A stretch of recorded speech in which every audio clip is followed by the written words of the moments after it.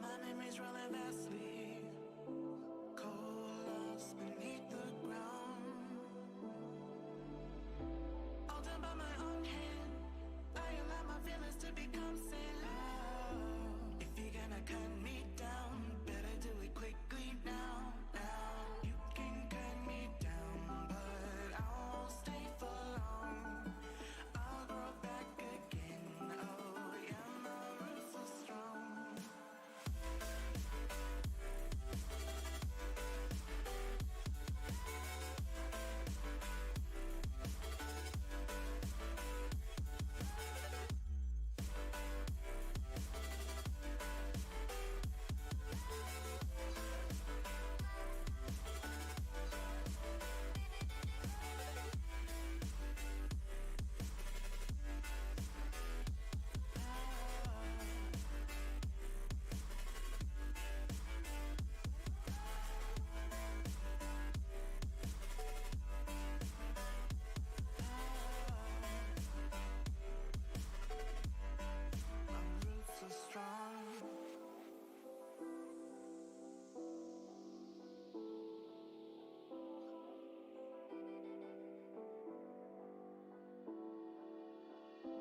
This is not forever.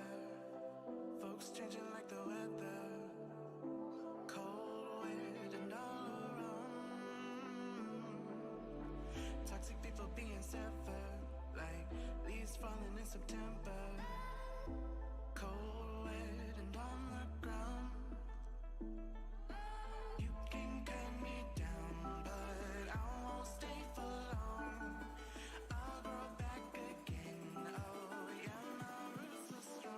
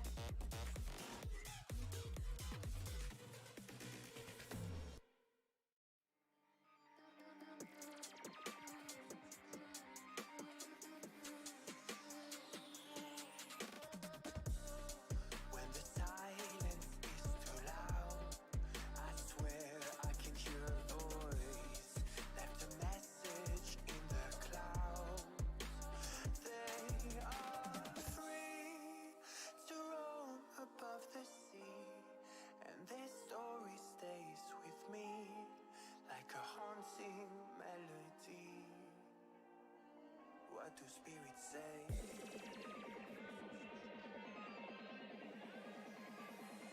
What do spirits say in the darker days? What do spirits say?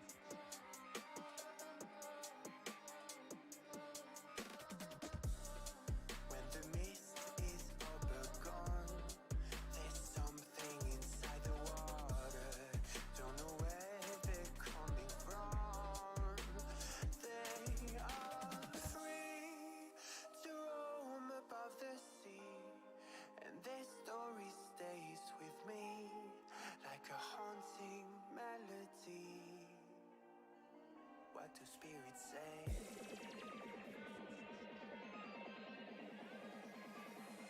What do spirits say in the darkest days? What do spirits say?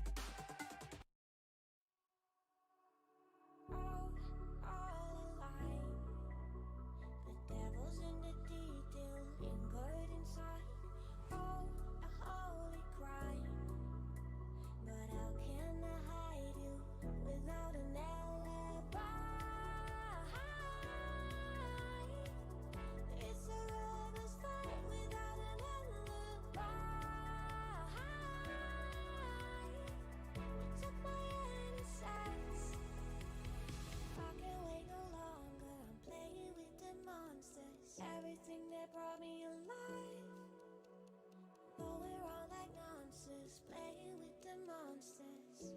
They brought me alive, but got no alibi. It's a lover's fight without an alibi. We took my innocence without an alibi.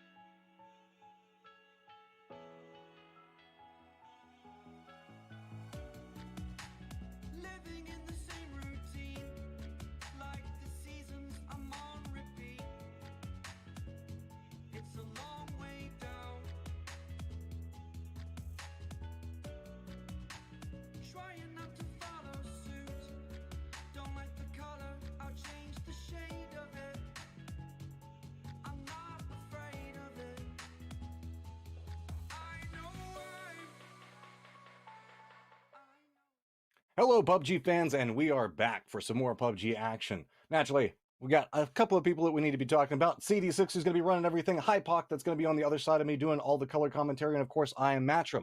We are going to be running through 5 rounds of PUBG action, getting everything moving tonight. And Hypoc, yesterday, we had a lot of fun stuff to look forward to. Yeah, we did. Yeah, it was a really good day yesterday. I mean, I was accrediting Oath for kind of turning around let's say an underperformance on day one, but they had an absolute outstanding day yesterday. Sonics as well. I mean, 70 points for Oath, 64 for Sonics. But once again, I mean, the talking point was just how top heavy this lobby was again. Well, that's kind of the thing that I was noticing whenever I was watching over the past 2 days, is it feels like we just have some absolute teams that are just nomming up all of the points, and then it's everybody else just trying to get what they can after that. One of the notables from the first day of action is going to be TSM, freshly signed, shoot to kill coming in. They're going to be playing again today, and I know a lot of people are going to have their eyes on them. Yeah, well, yeah, it's definitely coming back in. I think actually still sat in a reasonable position Yeah. considering 72 points in third. But yeah, they had an absolutely insane day. Starting off obviously with 2 second places, closing out a win in game 4 on day one. But I refer to it once again as that coast mode that we've seen them adopt in ESL, where they were just kind of doing their thing, vibing, not really too bothered about circles, but posting consistent points. And that's just feels like where they thrive at, whenever they have this, I guess, comfort level, especially once they start getting a little bit of a points lead to where they can just kind of play the game their own fashion. And I feel that's where we almost see them start to like thrive even more whenever there's not as much risk involved and they can just start really punishing the teams around them. There's going to be a lot to keep an eye on regarding this team today. But if you've been watching and you have a little bit of an idea on what's going on, let's kind of break down how everything has gotten into this stage. We've had multiple rounds leading this, starting off with our top 32 into top 16 into top 8. Now we're trying to figure out who our top 6 are that are going to be going on to the grand final. But don't forget, everybody in 7th through 14th place is also going to be playing in a last chance qualifier. On the other side of this, we still have the Latin American action that is going to be going on as well, as naturally everything moves forward. Everything's going to convene in the grand final between our, I guess, super region. Yeah, once everything, two worlds collide. We'll call it that much. But obviously, prizing for the group stage and 7th to 14th place, we obviously already talked about. It will be a last chance qualifier. So all these teams obviously aiming for top 6 here, Matrim, which is a little bit of adjustment. It's going to be interesting to see if there's that drastic a difference here. But I guess it's nice to get a second pop at it, right? Yeah, I mean, and also notice the prize pool just for the group stage. That's phenomenal in and of itself, and going to mean a make everything a little bit more competitive as we're moving in here. Sure, the placements what these guys really want, but having some cash to throw on top of that is going to make it to where it's going to stay a little bit spicy when we're looking at our top 6 and how everybody's going to be moving through this. So whenever we're looking at our teams for the day, Hypoc, who's really been drawing your attention? I know we just talked about TSM, but I know that there's a couple of other notables that you were referencing as well. Well, I mean, keeping my eyes open. To be honest, there's a few teams I want to see make some moves. Obviously, Rumblers started things off on day one with a win, and I mean, other than a third place, there wasn't really much else to write home about. So I'm going to look for them to kind of pick up the slack. Zenith as well, a couple of middling performances for them. We talk on a game by game basis, but yeah, for me, 300 is going to be the big highlight. These guys looked as if they were going to get themselves into some positions to earn some serious points, but haven't really seen them break through just yet. I know, especially after everything that we saw in the last tournament, 300 came in with gusto and was, I guess, kind of an underdog team for me, but then very quickly fighting up and just competing in the top level of everything. So really to see if they can manage to rally that, try to figure out some way to make it work through everything. Now, whenever I'm looking back through, naturally, we're talking about Oath, Spicy Fish, TSM, but remember, guys, whenever we're looking at everything today, it is going to be groups A and C that are going to be competing. Team B, Group B is going to be out. So whenever we're looking at this, Oath, Spicy Fish, going to just be watching today. But TSM and Sonics are going to be vying against each other, trying to get those top spots. And you can see it's a big drop back down there as we're going to have 5th, 6th, 7th, 8th, all the way down to 9th before we have another team that's going to be playing. Yeah, and Zenith, one of the ones I mentioned, like I said, they got a chicken dinner on the board, and a reasonable performance, really, when you look at it, bigger picture. But like I said, with this being so top heavy, I think they're one of the ones that were just off the pace. So looking for them to really solidify a top 6 position, really, on day 3 here. Yeah, there's a lot at stake for these guys. A lot of these guys want to make sure that they just get their cemented top 16, or top 6 position and move everything into the grand final. I'm still trying to figure out, Hypoc. Whenever we talk about this, yes, we are the Americas region, but we always have like these two lines in to qualify. And I guess like, do we refer to them as subregions? It still confuses me. Continents, I don't know. Every single time I say it, it feels like the wrong thing. Have you figured out what the proper way to say this is? You're asking the worst person possible. Yeah, I'm see, this just is talking why about the they games, put us man. together and we're like, we can't figure out how to handle these little small things like this. But don't worry, we'll be bringing you tons of action and entertainment as we move everything through. Games are trying to get everything situated right now. Looking like we're starting to get into a pretty close point before everything's going to kick off. So whenever we're looking through, let's just take a quick look at how all the maps are going to break down. You can see it's going to start off with 3 Erangel and then moving into 2 Miramar. Finishing out the day on Miramar. Hypoc, do you think that's going to be influential? I mean, I did talk about this with Oath in particular, obviously on their day one performance. They're not playing today, but the one team that did heat up towards Miramar on day one, and then actually closed out very strong in their Miramar performance yesterday as well. So I think it's still fair to say it's on a team basis, but nobody else really from today's lobby standing out. Maybe you could say Sonics, you could put into that, but I don't think there's any clear cut differences here. Oh, I bet you chat's gonna love hearing no clear-cut differences in Sonics in the same sentence there. Um, but I don't know. Like I do agree with what they're saying. There's whenever we're looking back down through this, Zenith Esports with a very strong roster coming in should be extremely frag heavy whenever we're looking at everything that they can bring. Then back behind that, the tried and true any trolls in chat. That's like the immortal team that no matter who switches off this team, how we see it, it's always going to come back in and try to find some way to qualify into these grand finals. Then it gets kind of scary after that, where we've got the Rumblers, Veritas, Ascendants. That's not going to be playing, or actually, Ascendants is playing Comets, Houston Hardships, Guadalajara Gas Cans. There's just so many known factors inside this. I just can't help but worry how messy this is going to get. Yeah, it's the comparison on screen of is Zenith and ATC. Yeah, not much in it, to be honest with you, other than the chicken dinner. Not much really separating these at all. ATC got themselves into weird scenarios yesterday. I'm thinking back to the Miramar game yesterday that I think was the last where they invested an awful lot to kind of pick up some kill points, I guess, off an unfavorable circle shift for them, way up on the northwest side outside Pozo. Then still managed to get themselves into potentially a game-winning spot. But yeah, just weird. It's been kind of odd to track them on a macro level. So look for them to, I guess, make improvements on that because, last year ATC were one of the more exciting teams to watch at times, right, in terms of their ability to scrap and really hunt out those kill points in the mid game. Yeah, and whenever I'm looking at it, one of the big takeaways for me is kind of the potential of what we're looking at with this new Zenith roster. I mean, the kill potential on it is absolutely insane. Let's be real on this. We've got Punage, Shinboy, Honey Badger, and Sparking. All of these guys have had phenomenal moments where we've got clip upon clip of them performing. But I cannot wait to see that they can gel it together and just absolutely frag out in one of these maps. But we don't have to wait too much longer to get to that stage. We already have map 1 set and ready to go. So let's go ahead and give it a quick look, Hypot.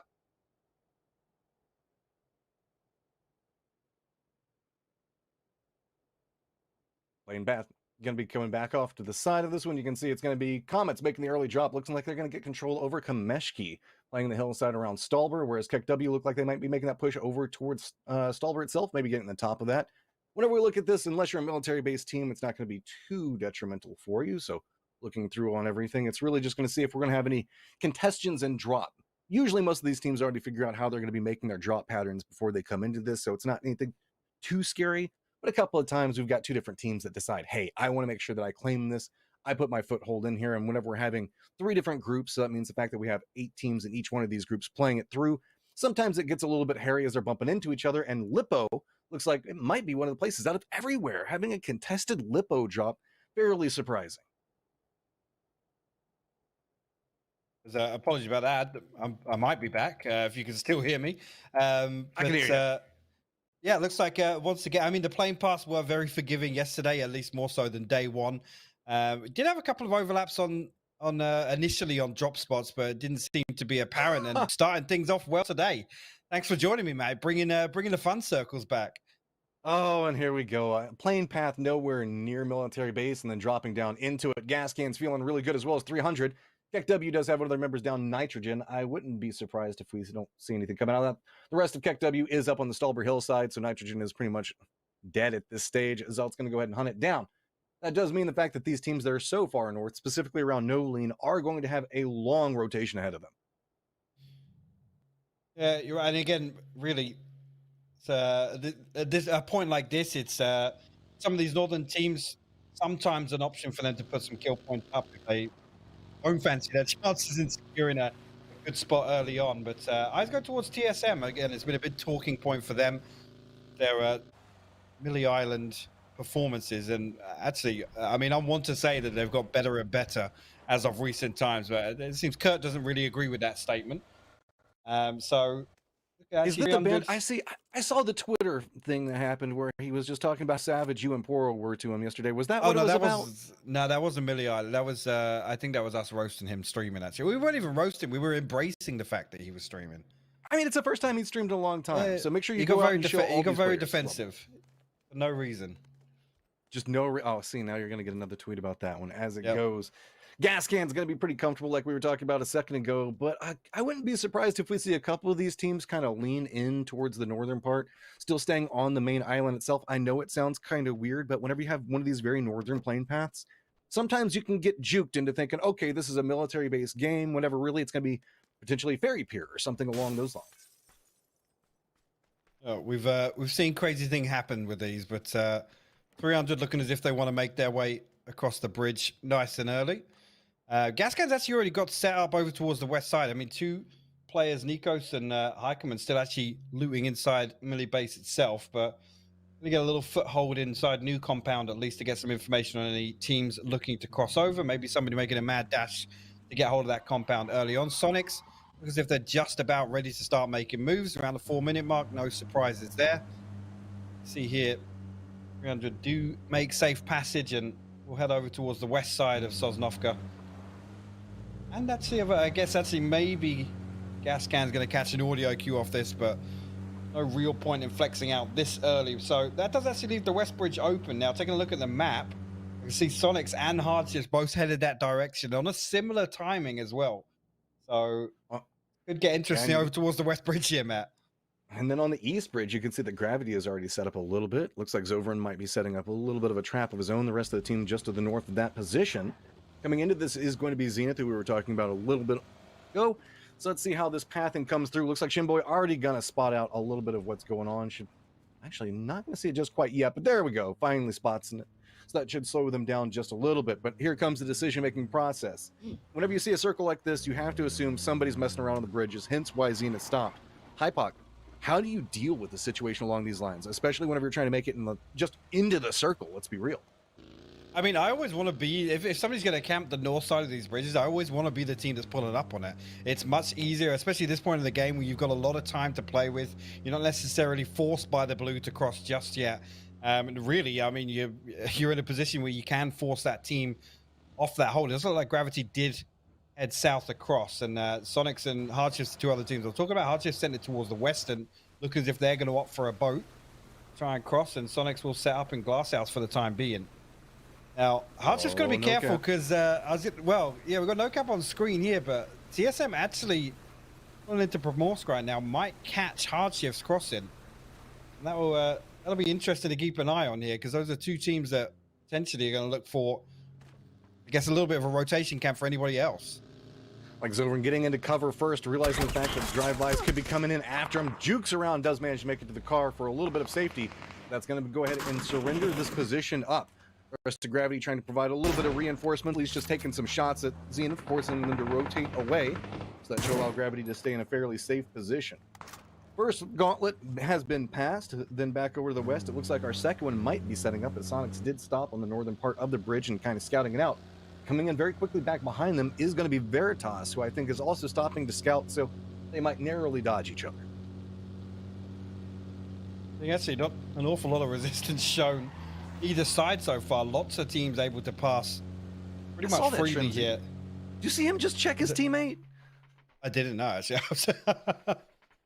Just came up and hit that back tire and spun him around. Poor Mime. All he was trying to do was just cross the bridge. Hardships look like they're sharing a little bit of loot right now, doing the quick exchange onto this one. So usually you see somebody do this before they make their run across, but I think that you can see the Hardships were just very concerned about trying to get into this position as quickly as possible. So instead of doing the loot toss before they make their rotation, deciding to go ahead and get that safe spot, get the area that they wanted to have control over, and then doing the loot switch up. So if anything, that lets you know whenever you get a military base circle like this, it's all about speed and trying to get to those positions you consider to be strong, and specifically getting there before the other teams. Yeah, all about getting across, and I guess not just getting situated, but being in a position to kind of garner all that information of either the latecomers or where other teams have already set up on Millie Island, in anticipation of Circle 2. Obviously, don't expect anybody to risk too much in taking a team fight right now, as Rumblers actually going to play this one late, going to play double bar, so you can see they've got the vehicles parked safe. But Fable did pull up into the C9 dip, just north of them. Send some shots back and forth. Now, they've actually got to be careful because there's a couple of teams still coming in pretty late on. And I'm talking about KW Key as an ascendance way off, actually still north of Rozhok. But if they sit and try and rush. I was going to say, if they sit and try and harass Rumblers, though, it's potentially putting up a neon light, basically saying it's trying to camp them right now. Yeah, I mean, they should hear the shots onto this, so we'll have to keep a narrow eye on what's happening with that. Usually a couple of harassment shots are going to be about the most we see as it. You can see Veritas going to go ahead and cross through, going to keep away positioning from where Sonics was playing. Now it gets a little bit more complicated. Remember the fact that we did see hard shifts rotate through this area a little while ago. So Veritas being kind of the straggling team coming back in behind this, not going to have all the primary positions that they want to play available off the get-go, as well as having a lot of teams already in fortified spots. So this is going to make a very difficult rotation, even though they did manage to make it across the bridge. Yeah, it's 300. No, one of the teams that got down in nice and early, and they've been able to spread pretty far. Well, spread pretty thin along the southwest side of Sosnovka. Head kick all the way down towards actually the far south coast, and Neferhor sending a few shots over towards TSM. Again, another team that we know took that boat rotation across from Primorsk Comets. Meanwhile, all the way over on the east bridge, no resistance here. It's wide open. Nobody even holding crossroads right now to the south. So have lots of time and space. Make this rotation pretty safely. Actually, no, yeah. There's barely anybody over to the east side of Millie base, to be honest with you, Matt. Yeah, I mean, there's a team in Novo, but that's the only contestation that they're going to have as they make their approach. So Comet's choosing the safer of the approach of actors, trying to figure out how they're going to come through this one. Whenever we were talking about what was going on with Fabled and Rumblers, they did break apart. And so really, it's just a lot of, I guess, measuring each other out at this stage. Nobody committing to anything too quite hard yet. So that's why we're seeing it be a little bit more calm. NoCap does get a long-range shot on flush onto D-Rich. So it looks like he stuck his head out in a little bit of a position, but that's going to be right in the hills along the northern part of Sosnovka. So we're not going to see any directed push come out of that just quite yet. You can see the range coming in between them. So really just retreating back down to the fortifications that they have and the houses that are going to provide a little bit more safety. It's all about how this next circle is going to pop, Hypoc. Well, actually, it does pull over to like the west. I called it, man. Yeah, I mean, it's good news for nobody banking on the east shift here. It's wide open now, but I mean, pretty much everything accounted for on the west side of Sosnovka, and KW Key is actually all the way over in Glasshouse still on the north side of the bridge. Now, Rumblers will make their cross. Another team to throw in the mix here is Gravity make a dash towards that northern compound as well. Valley 8 should be able to hear out some of these vehicles, and gotta be careful here because Waldo, Cherry, and Loss still making that swim across to the other island. Potentially could get caught out in the open here. This is just the old school play. You jump off from that like very high peninsula, jump down into the water, swim across, but you got to keep your eyes open at this stage. Ascendants still just now barely making it into the safe zone, so they're going to continue on their path as well. Rumblers Cherry gets vision on what's going on with Gravity, feeding that information over. Not wanting to make a play just yet. KW rolls through this one. You can see on near on no life. Has to retreat back away, move into the bridge location, and woo, that was close. Cherry does line up on Amaro in that other fight we were seeing just a second ago. The Fries does at least manage to survive for now, but on 3 HP is going to make this a little bit more difficult. Yeah, 3 HP, and his teammates have just sent it away from there. Still trying to head down, I guess, towards the high ground, actually. Winnie now will come back with Retaliative the other Dacia, but gonna have to settle for this spot for the time being, and it's not a great one, as actually Nico's will be the one to find Fries eventually. That 3 HP will diminish. I mean, they're playing in the dip and they're trying to use this to deny vision, but the problem is there's so many teams that are clustered around this point. There is no place that doesn't have vision. Every single time they move away from one team, another team manages to spot them out, harass just a little bit. So now they're kind of leaning into the trees, and the dip that they've got to work with. You can see at range, Guadalajara gas cans been harassing, and KW Kiers looks like they're finally starting to get their feet underneath of them, but it is a precarious precipice that they are hanging on at the time. And still, most of our teams playing on the main island itself, it's just really maybe Ascendance that's staying back behind this one, and that means that this hillside is going to be very, very clustered. Well, as soon as we know, they're the ones playing this very late from 70, just now getting over towards the West Bridge. At this stage of the game, it's so difficult to make that cross. So again, with this circle popping over to the west, like I said, everything, I guess the prime real estate or even these open terrain spots already accounted for, be very difficult for them to get in and get situated. So anything that doesn't really, I mean, next circle shift, anything that doesn't really allow them to still stay over towards glass houses. Monty actually going to open up the no cap on the hilltop here. Comets themselves a little bit of a foothold inside on the east. Now you can see the verticality. Well, the problem here is No Cap just in a perfect spot to hold them. Yeah. They decide to take this fight, but No Cap actually respecting it for the time being and will back off. I think that's just due to the potential of what else could happen. We have like a domino situation that's being set up. Once one fight breaks out, it's going to lead into a third and fourth party pretty quickly in case everybody can manage to deny vision using these hillsides. Most notably, whenever we're looking through, you can see a lot of these teams really circling around to the south, any trolls in chat being one of them.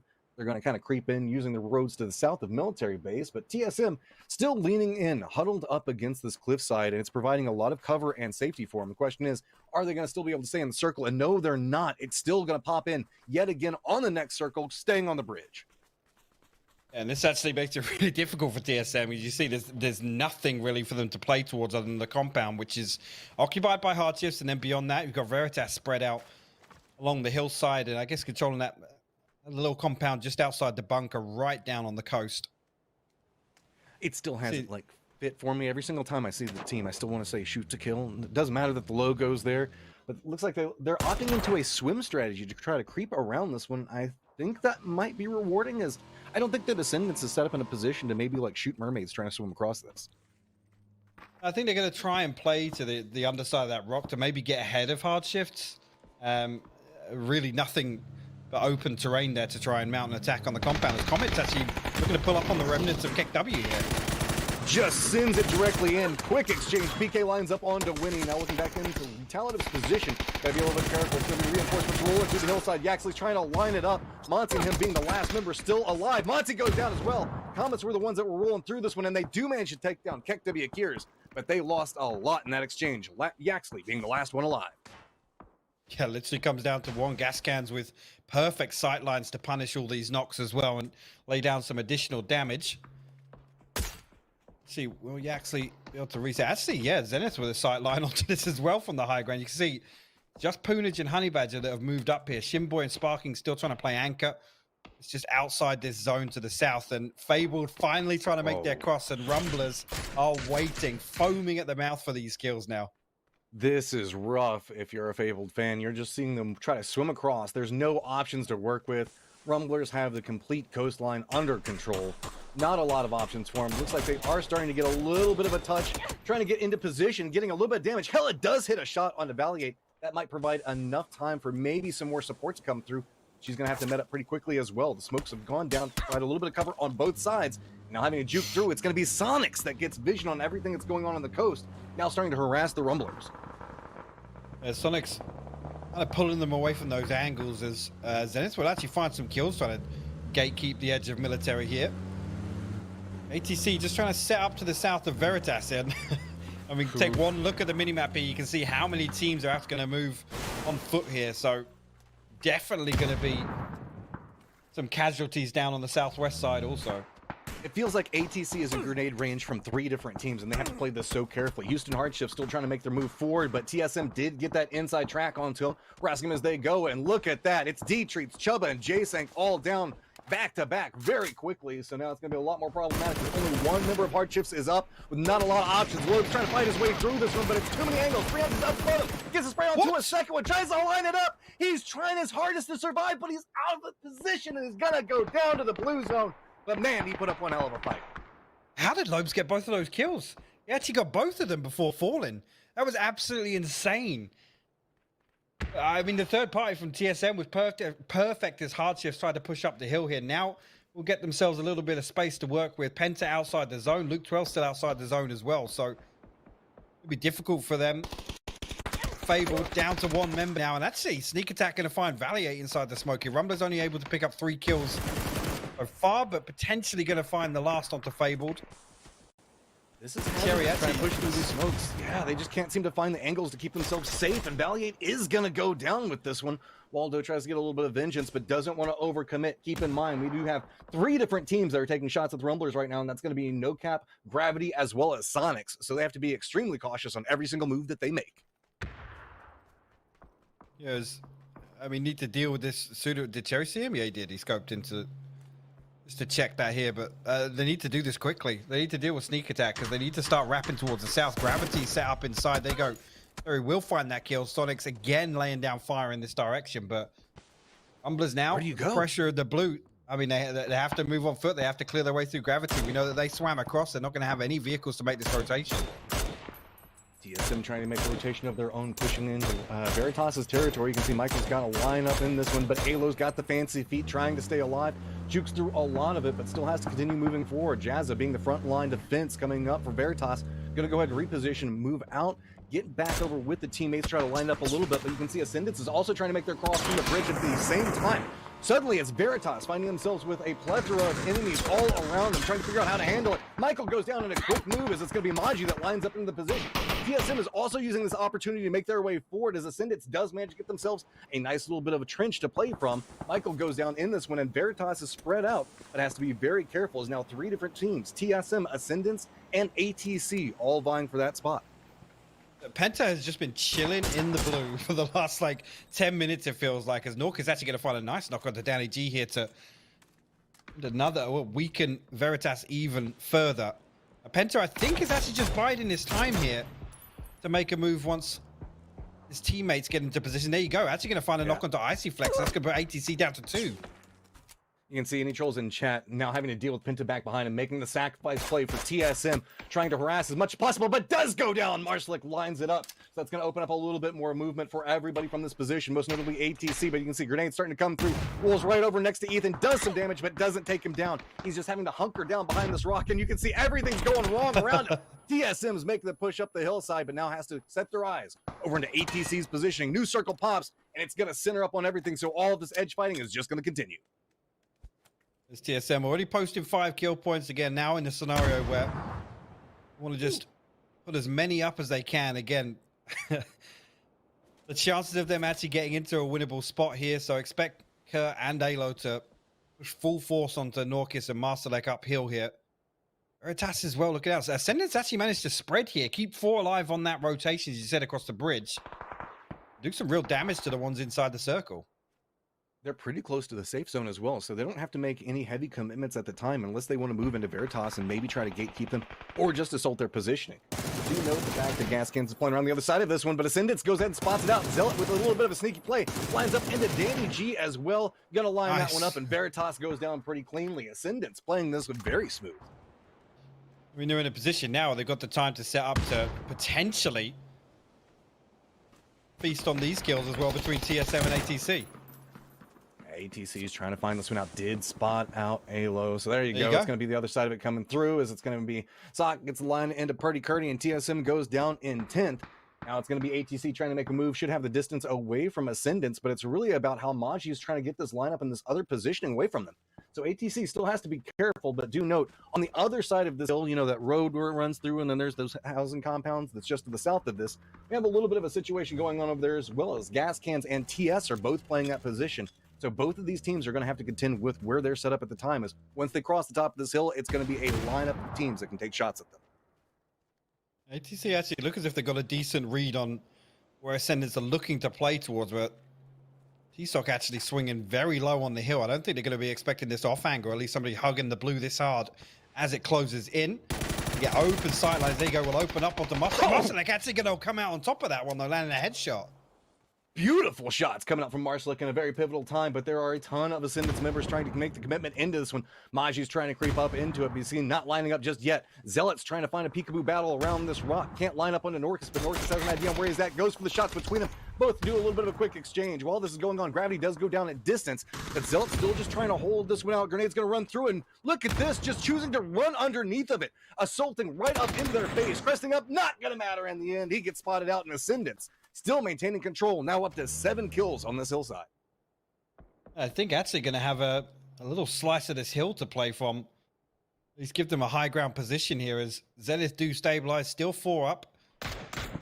Doing a lot of this pressure over on the east side.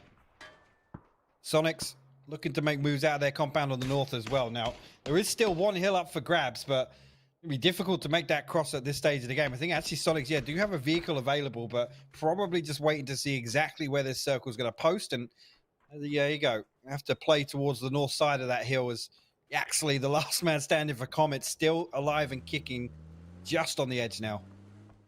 Yeah, this is going to make it fairly difficult actually for Sonics, as they do have a Zenith that's going to be playing that top of the hillside and might be opting to move away from gas cans and maybe moving into a similar position on where we see Sonics at. Ascendant's in a lot of trouble as well, as they just don't have a lot of clean options on how to move, and they've been doing a lot of run and gun battles as they make their way through this. You can see Sonics right now scouting it out, trying to get a feel of what all they're going to have to contest again. Keep in mind, these guys have been taking shots at everything around them, so should have a good idea on where all these teams are posted up. The real question is, can they inflict enough damage to find themselves an opportunity to move forward? Looks like that little bit of damage they don't quite feel comfortable with just quite yet, but at least going to try to regroup. See, actually, it's Zenith, I guess, going to hold on for this at the time being and send Honey Badger down to the south. Now, the play for really a little more control so that the other 3 members, I guess, can try and prevent Sonics from making this rotation. Ascendant's now going to hop into vehicles, look for something. Actually going to opt to send it straight towards the compound here. Oh, True Sight's got to hold this one up, lining up, gets a little bit of damage, but doesn't get any knocks on this approach.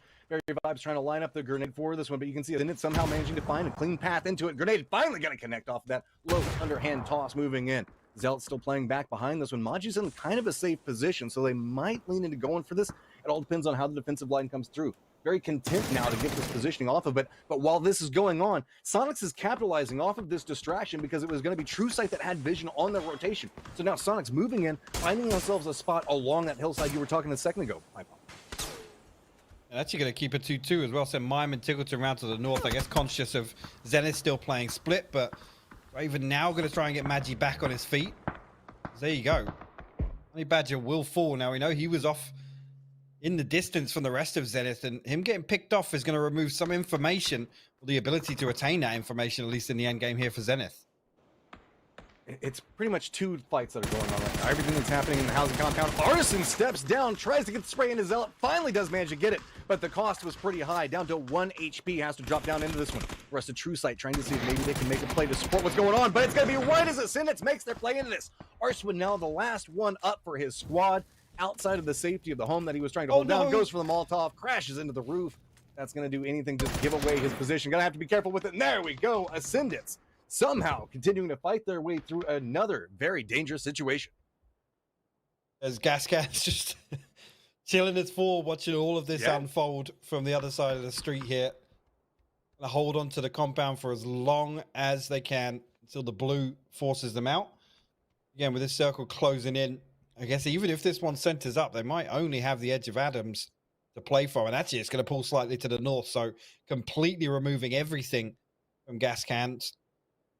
Now in a position where they have to make the decision, do they play out early or try and hold on to these kill points on Magi and Zraven? They can't leave them there to backstab them. I'm actually going to catch an audio cue here, spring the trap, and we'll find Poonage. That is an extremely pivotal play, as Zenith now can't keep eyes into gas cans positioning, instead has to focus up into Sonics on this move.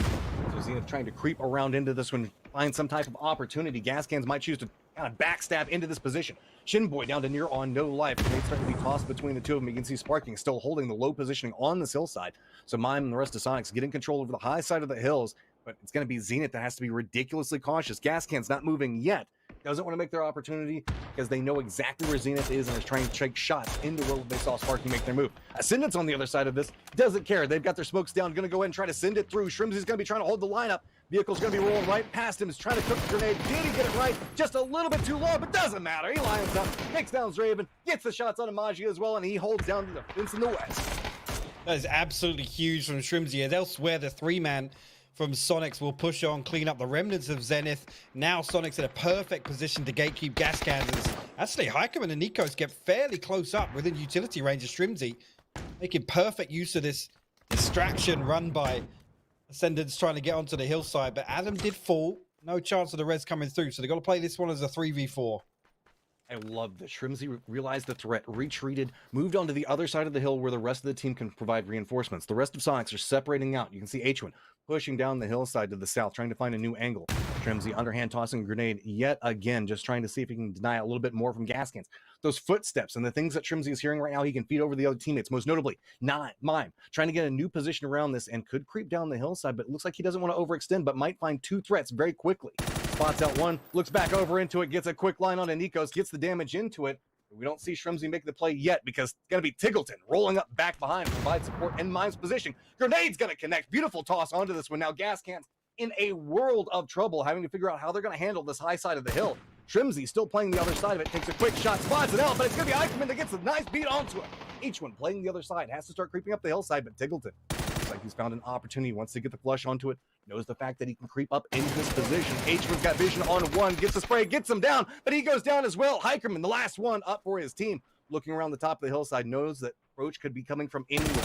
I'm just on the other side of this one, decides to take out Shrimzy, deny any more information that's coming, but it's going to be Hikerman versus two still up for Sonics. It's going to be a contestant up the top of the hill, spots it out, tries to go for it, but it's going to be Sonics walking away with our first round of the day, 11 kills strong.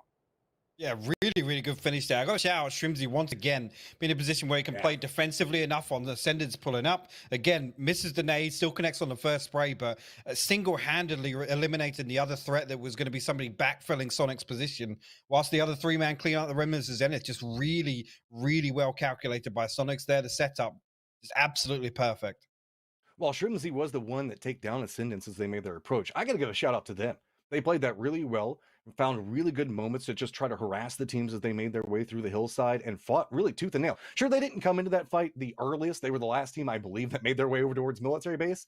But once they got there, they were just asserting authority on team upon team, back to back. But guys, we're going to go ahead and start getting everything set up for our next round. We're going to take a quick break, let the players go ahead and grab a drink. Grab yourself a drink, but make sure you stay tuned in because we still got more action to come. We will see you in just a few minutes.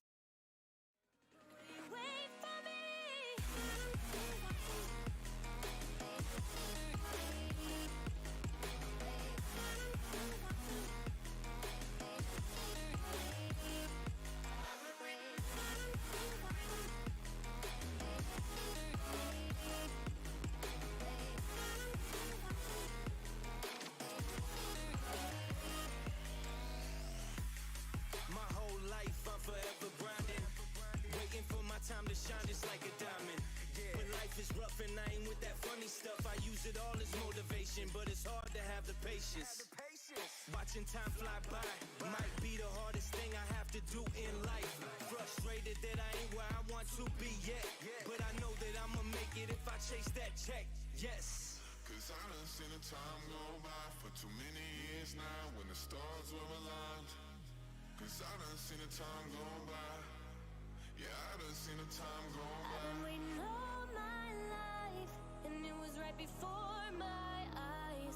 Watching all this time slip by, now I realize I've been waiting all my life, and it was right before my eyes. Watching all this time slip by, now I realize. You know I've been waiting.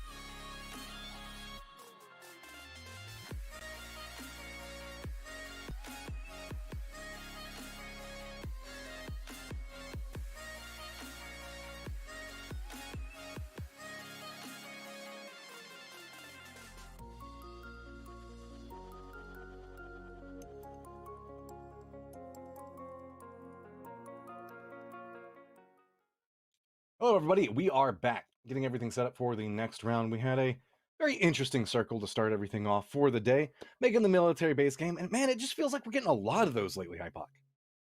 I mean, get out of the way early, right? That's the best way for it. Hopefully, not another one to repeat. I mean, I'd love to see it, but I'm talking on the players behalf. Hopefully, another one. But Sonic's opening things up, a double-digit win for them to open the day. Again, shout out Senders. Like you said, the last ones to come across did a lot of damage over on the west side with some of the teams that were already situated and set up, actually, and in anticipation of a few latecomers. And they're able to kind of, I guess, thread their way through and find these kill points in the mid game. Then look at the stack of 5 kills apiece. It's Guadalajara gas cans moving in with Zenith, any trolls in chat, TSM all picking up 5 kills inside that round. Placements being the big factor between them as Guadalajara gas cans did make it much further. Zenith back behind them, any trolls in chat. But then TSM with 0 placement points as they went out quite early, but still got that firefight along the hillside, netting themselves a couple more. 300 though is where I draw my eyes, not to be toxic to them, but mainly just after what we saw inside the last event. I was expecting them to have a very strong performance coming into this, and it feels like they're not really finding the same groove that they had inside the last game, the last series. No, it's been tough to watch again in terms of expectations as well. To see them in their first iteration in ESL, haven't carried that across. I think it's fair to say as there are a few teams I guess you could put under that, but only on day 3, so still all to play for. Let's take a look at the overall leaderboard now. Sonics actually will push up and be the first team to find their 3rd chicken dinner. Ooh, that's pivotal with everything that we've got going on. Finding a way to find victories inside of this is going to be very pivotal moving forward, but TSM nipping on their heels in the point system behind this. Keep in mind, Oath, Spicy Fish not playing today, as well as Afromaniacs, Tact 8, Dodge, and Team Eternity. So a lot of opportunities now popping off specifically for Zenith and any trolls in chat. Notice how close it is right now between Zenith and really just everybody up behind this. I mean, what if they manage to pick themselves up 10 points over the next couple of games, they can climb themselves all the way into 5th place. Yeah, it could indeed. It's really it's a 1-game swing for a lot of these teams anyway. But lots of A's and C's towards the bottom half, and those are the teams we want to see make moves today, Matt. It's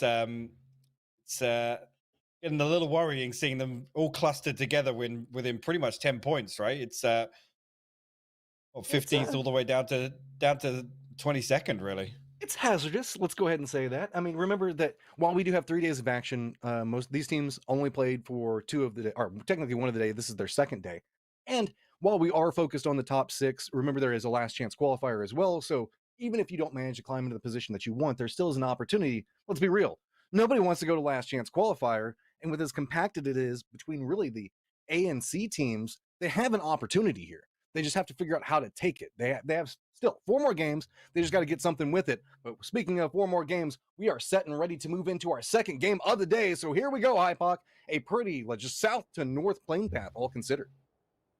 Yep, fairly vanilla this time. Again, leaves the possibility of another Millie Island circle to pop. But you said it this time, not me. I'm just going to say. Hey, we got to discuss the possibility, right? We have to. I mean, like I said, I'd still love to see it, Matt. Always. You're with me. I remember whenever you first were coming over as a player, moving into casting, you're like, oh no, I don't like those types of things, because you still had the player mentality. But now you finally just cemented in as a caster and you're like, yeah, give us the mean circles. Watch these guys play it out, because it is fun to watch the best of the best and just a dangerous situation, how they handle it. I was about to see people get creative with how they play him as well. It's really there's I guess a variable difference. I mean, seeing TSM, maybe not in the last one, but seeing them really improve the way in which they can go out and find kill points has always been exciting to see on the circles of which they think, yeah, we haven't got a fighting chance to get to a game-winning spot. Let's go in death matches. 300's woes continue there as Vox going to get knocked right off the rip. I guess flew into a tree. That is just a rough way to start everything. You can see that we're waiting on the circle to pop. Sonic's dropping in Pachinki, no surprise. This is their tried and true home, like Hypoc was talking about a second ago. Give it just a few minutes, they're already going to be making their move. And while it's not a military-based circle, Hypoc, there is a crap ton of water inside that circle, as it's pretty much quarry that's going to be centered. Ziggy's trying to get some shots on rotations, and he is going to line up onto Leda, and that is no good for 300. Oh, it's actually all the way out on the eastern side of their split here, as they get probably the best opportunity to set up for a circle one that we've seen them have on a angle at least. So to lose one early on, that's tough. Like I said, it's tough viewing being a 300 fan if you've followed these guys through ESL to PCS4 group stages. I mean, there's still the opportunity. I mean, it's a rough opportunity, but at least let's say trying to aim to get in last chance qualifiers is not absurd for them. So they just need to make sure they string it together and not take an early knock and not lose a member extremely early when they finally get the circle. Quarry is a very complicated place to play, as well as the Primorsk Bridge we just saw a second ago. You guys are just pretty familiar with that. But really, it's kind of a decision-making process. We talk about that a lot inside of PUBG, on where you think the circles are going to go, where you think is strong positioning. Naturally, we've seen a lot of times people playing along those fields that are just kind of like to the east of Quarry, kind of, I guess, due south of the hills of Gatka, just trying to get control over that area and look through those fields, try to catch people inside a rotation. But we haven't really seen a lot of circles go that way in a while, Hypod. Feels like everything kind of leans into the hillsides. Yeah, I mean, this is another one I think you could probably put under the hat of you want to try and get here early, especially if these center up, and it does end up ending towards the hills that you're talking about and towards Quarry itself. Expect a lot of teams to try and make early moves, or, you know, potentially quite often you do see a lot of teams opt to just try and come in on the north side and I guess hope for a shift that comes back towards Chopsticks, maybe towards the swamp over on the west side as well. But hard shifts already to get themselves situated and spread pretty wide across the center of the circle here. So that's a big concern with some teams that have got to come from further afield. We always talk about running these early splits and how easy it is to be caught off guard by a team just full rotating in as 4 and opting to hit that compound. Sonic's on the move. Super surprised by that one. They're going to go ahead and cut their path. Looks like they're headed straight, kind of south-southwest at the time. So they've got a couple of options in how they can rotate. Really, it's just going to be hard shifts and the 3-man 300 in front of them. Hard shifts did take opposite sides around Quarry, almost like they're trying to defend that one up. Quarry has a lot of interesting positions around it, as it's going to be Lobes and Vox getting into a little bit of a standoff. 300 still just trying to hold this one through. Lobes just driving around. Looks like he's trying to scout out, just using his body as a form of scouting, seeing if anybody's going to shoot at him and feeding that information back to the rest of the team. Should crest the hillside pretty safely, and yep, he's going to get away from that one. So the rest of the crew playing on the opposite side of Quarry to the northwest should be feeling pretty comfortable. Sonics is going to be coming down back behind this one. No surprise stopping around this compound. Going to post up around this. 300 is going to be to the south. Not clean vision, as they're going to be playing the warehouse, not the compounds to the south of this position too much. Well, I say that. They still have a couple of members in the compound to the east of the warehouse we just saw. Yeah, Sonics, see, walk right in. There's no resistance. Again, 300 and hard shifts, the only 2 real teams inside this circle right now. Gascans making the cross from Military Island. We'll have fairly safe passage towards the center of the circle, but yeah, I'd see a lot of teams, I got to say, kind of late to this first rotation, already at the 5-minute mark, and to only have 3 teams get themselves situated and set up. Might see a bit of a bloodbath on the edge here, Matt. Yeah, I mean, if you remember, the plane path was kind of starting on the south, moving to the north. Almost everybody dropped to the east. And that's kind of led to the factor of nobody being inside the safe zone. And I guess because they went east, they're assuming everybody else is going to be taking their time. And just like you're talking about, Hypoc, if everybody has the same idea, let's come in late. That means that the edge is just going to be a catastrophe, as so many teams are going to get involved in skirmish upon skirmish moving forward. We can already see that it looks like Fabled and Veritas are kind of creeping up next to each other. Gascans, who rotated from Military Base Island, going to find it pretty fast as well. But I'm starting to get worried about all these late rotating teams, as it's going to lead to a traffic jam. See, Zenith and Rumbler's already making moves. Gascan's the team on your screen right now. You know, they've made their way across from Sosnovka, but I mean, I'm worried for ATC. I'm worried for Ascendance, because it looks like they're still got their heads buried in the sand, looting away. Actually, I mean, it's only really TS and TSM over on the west side that are going to be controlling the north side, with Everest kind of sat where it is on this circle. Let's give an opportunity for a few more teams to squeeze in. I see you with that bolt, Danny. I see it. Scouting out at range, seeing if you can hit some shots. Veritas going to roll down the hillside just to the south of Pachinki. It should find the area in front of them. The field's pretty open. It's just the teams that have already set up in positioning. Most notably Sonics, that might find vision on them in a while. But if they stay to the north and try to lean into, well, all right. So he's got the bolt, but he doesn't have the driving. Just give it a little push. Give it a little love tap. Call somebody back over. No. No, instead just... I love how anytime a vehicle like that flips over, you see the player look back at it and you know he's cursing it. Every single time. Yeah. Is that, ooh, okay. Battalion is actually going to get picked out of the vehicle as Winnie will continue. As actually KW Key has run into Ascendants making their way out of 70. Ooh, They actually Winnie. might try and chase Winnie down. This is what we were talking about. If everybody rotates late, then it's just going to be a massive amount of traffic. Talentive kind of being a body block in that one, providing Winnie with a little bit more safety as it goes. Ascendants, if they opt into chasing this down and chasing down KW Akirs, they might be able to find some kills, but that's going to put them at the tail end of all of the movement coming forward. So decision looks like it's going to be, no, let's go ahead and not get too distracted. We got our kill off of that, maybe kind of cut our way back to the south a little bit, but both teams are going to be heading to the bridge, or one of the bridges that are going to be the east of Georgia Pool, so that might lead them a little bit of a skirmish, as well as ATC, if they ever leave Zarki, might bump along that path as well. Yeah, that's the word to use, if. You see Icy Flex has made his way towards North George, I guess looting on his way to the circle. Still. I mean, Melon's in the blue right now, still looting in Yeah. Zarki. I mean, that's like... we don't care. We just want loot at this stage. And so, I don't know. We'll have to see how that one measures up. See if it's worth. Yeah, I mean, you best be stacked coming in if you're this late. You best be absolutely stacked. I mean, if this is a hard shift down to like the south or the west, then... Yeesh. TSM making a little bit of an interesting rotation as they come through. They did have that area like they were playing around Hospital. They usually drop around the South Georgia area. Instead, navigating their way, trying to be a little bit more centered up in this, and they're finding a pretty open path. At this point, they have driven by 4 different teams, but just using the map and map knowledge has provided them with a couple of capabilities. Sure, they have been shot at, haven't lost anybody. You can see nobody's really taken too much damage. Really, they're doing more damage to each other, doing a little bit of a destruction derby as they roll through this, but they've got themselves this little bit of a, well, this actually quite large dip that they can play, the ravine between these two hillsides, but problem with it is any crests up those hills, it's going to make it a little bit dangerous for them. So looks like they might opt into playing the top of that hillside as well. Rumbler's coming in, going to be rolling right along Fabled, who's kind of our northern team, really, with everything that's posted up at the time, playing around chopsticks. Couple of shots actually going to connect onto him. A sneak attack's playing the top side of his house. But, I mean, really, it's just about seeing if you can pick up an easy kill in the rotations. And this is what we're talking about with those fields a little while ago. Yes. Fable just said out.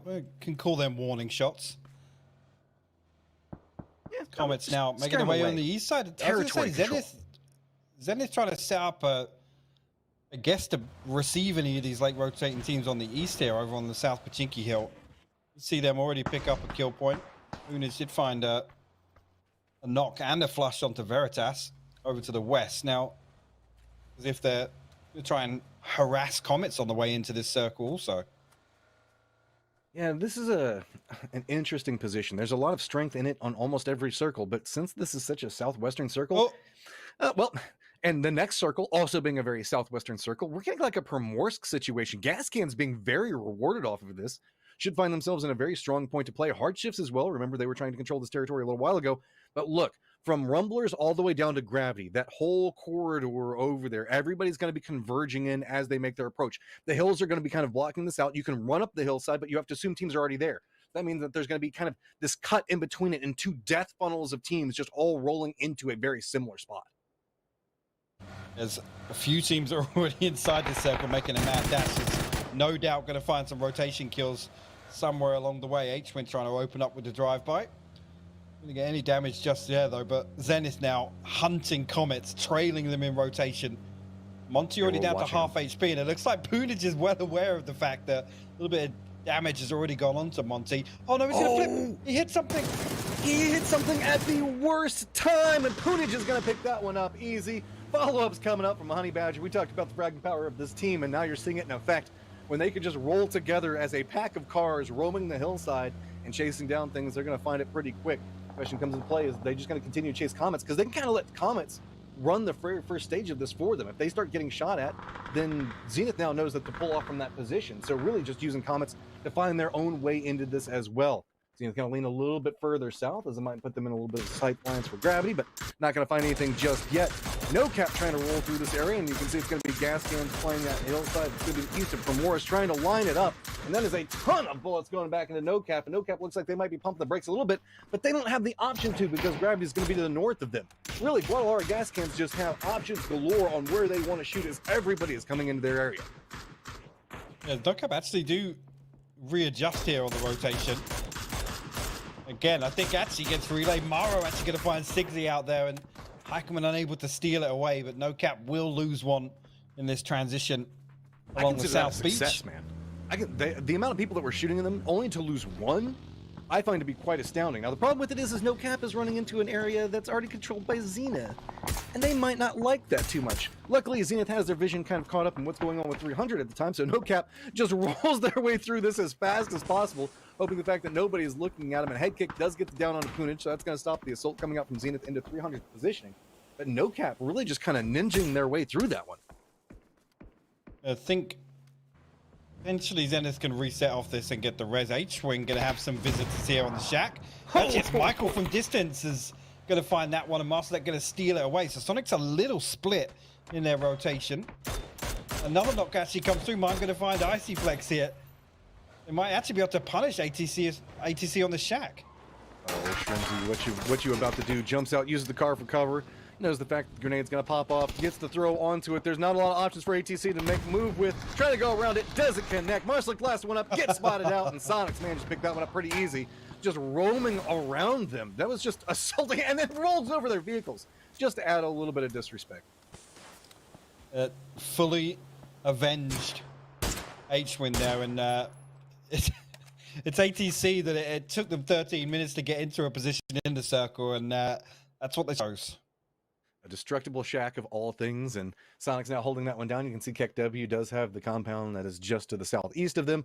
Ascendance was taking shots at the tires a moment ago, so Sonic's now starting to roll through a little bit. Primor's getting a little bit more heavy-handed. As you can see, No Cap's down there, Zenith down there, gas cans regrouping, and also keep an eye on gravity. It means that there's a lot of action that's going to be happening with that. Where we can see 300 in comments, both should have a little bit of vision on anybody that tries to leave Primorsk and kind of can funnel this one and really hold up a defensive line and gatekeep a lot of these teams if the circle moves a little bit further north.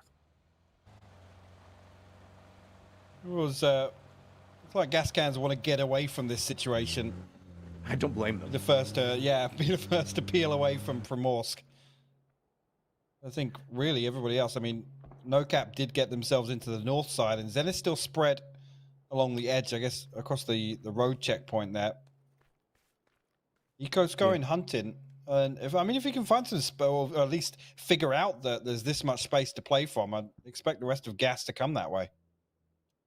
I mean, yeah, they can feed that one over. The small skirmishes that are going on between No Cap and Zenith right now, as you can see inside the kill feed, providing an opportunity for gas cans if they want to take it. TSM, you can see kind of creeping around the low area around Quarry.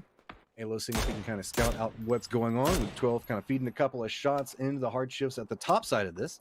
Seeing if maybe he can get a little bit of harassment in. Looks like both teams vying for this position. It's going to be hard shifts that have got it held down at the time, but TSM looks like they're trying to assault it. They don't have any teams back behind them, so it looks like this could be a fairly contained fight unless they crest the top of that hill, in which case a couple of teams might be able to spot it out, but most notably the teams would be Comets, who's presently kind of looking at everything that's going on inside of Primorsk.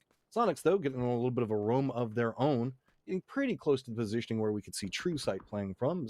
Keck W Kiers are going to have a hillside to the north of their position, kind of denying some of that vision. Yeah, True Sight actually holding on to this split as...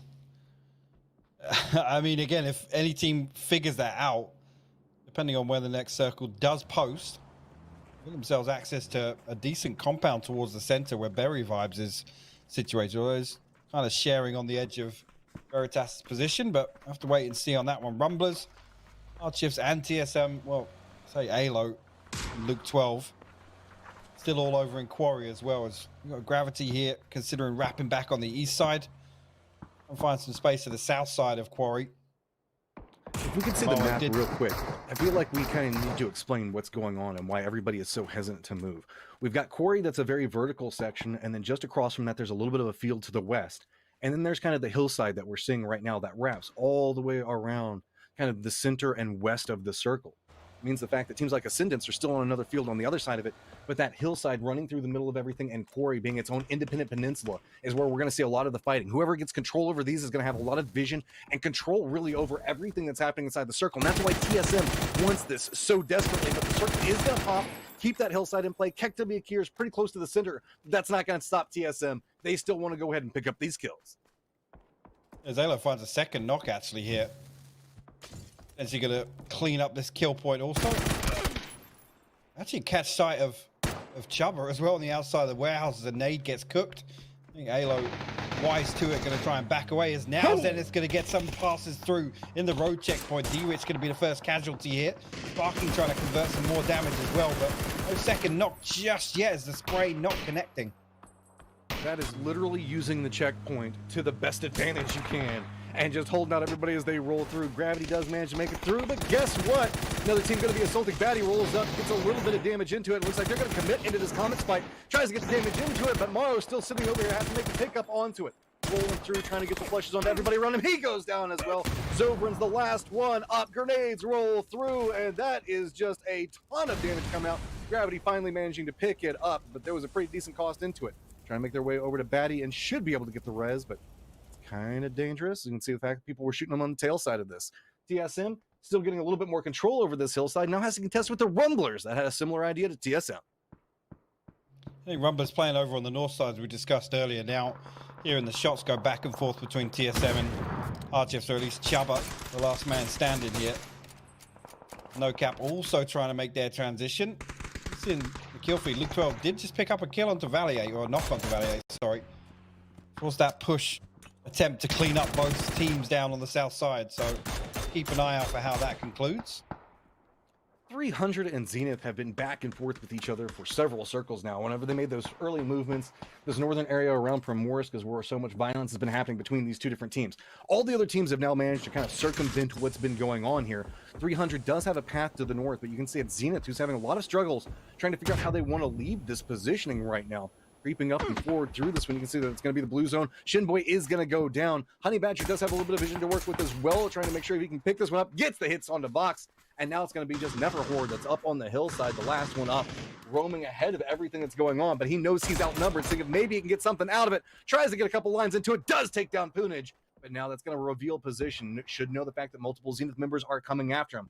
See him looking at that hillside, waiting to see whenever they crest up, and has to play this one carefully. Spots out one, goes for the spray into it, doesn't connect enough. So Zenith does survive, but they're going to be the tail end teams moving into the circle, and they're going to have a lot of trouble, sparking down to just 3 life.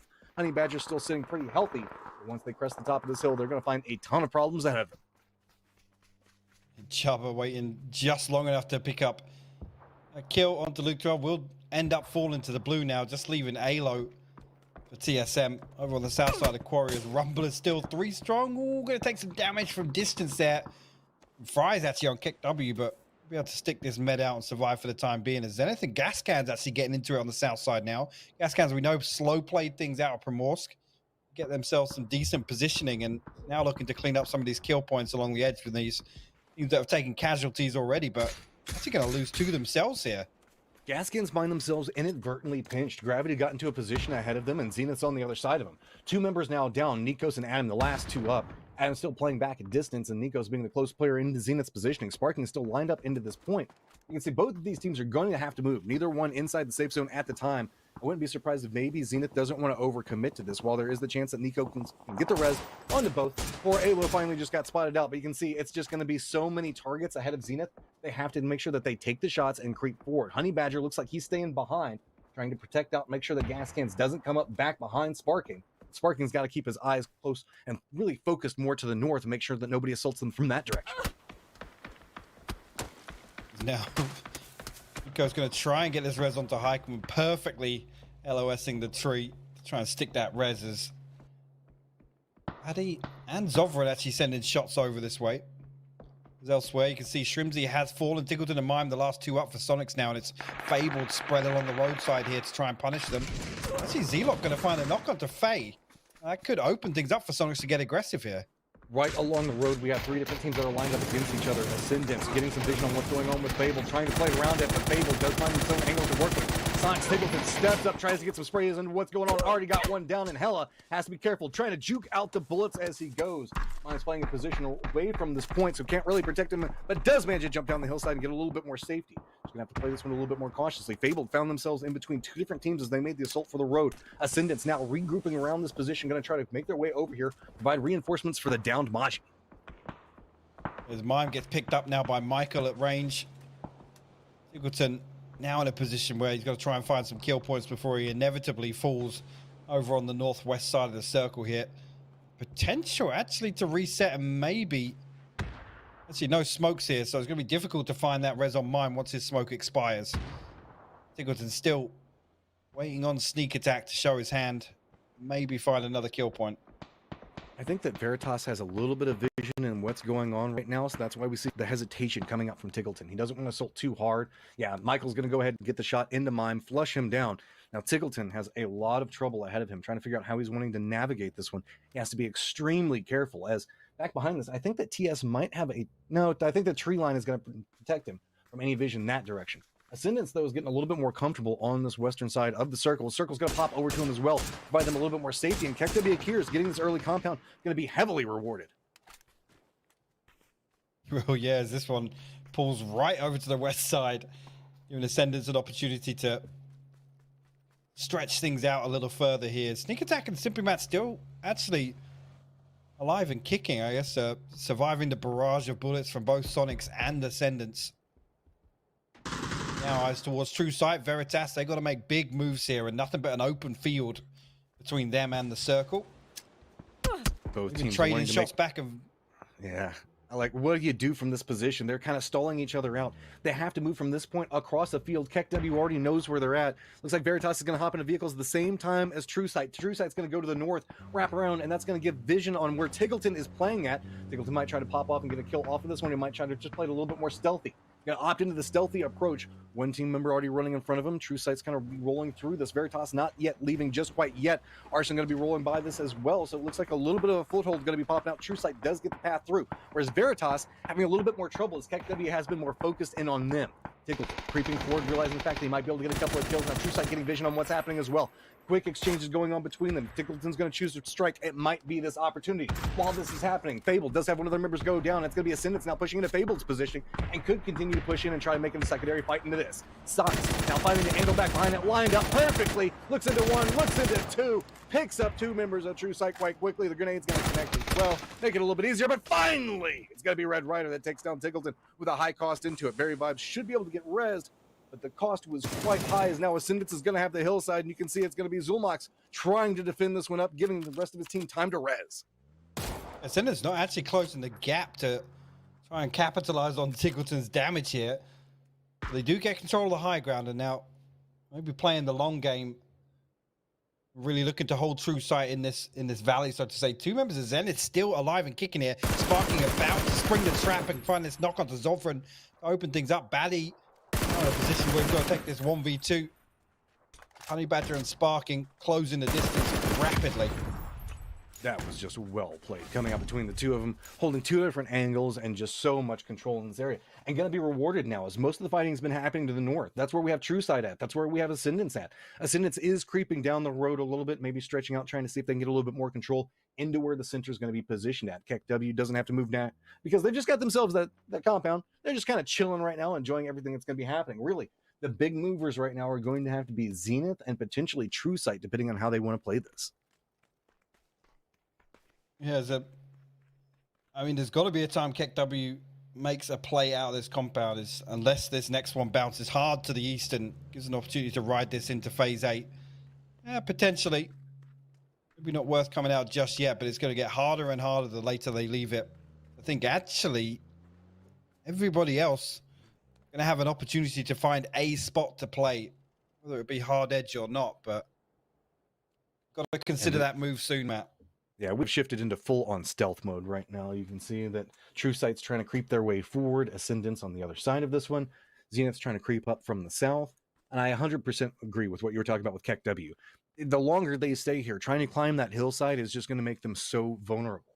So they're having to figure out how they want to do this, and most notably, you can see it's Fries.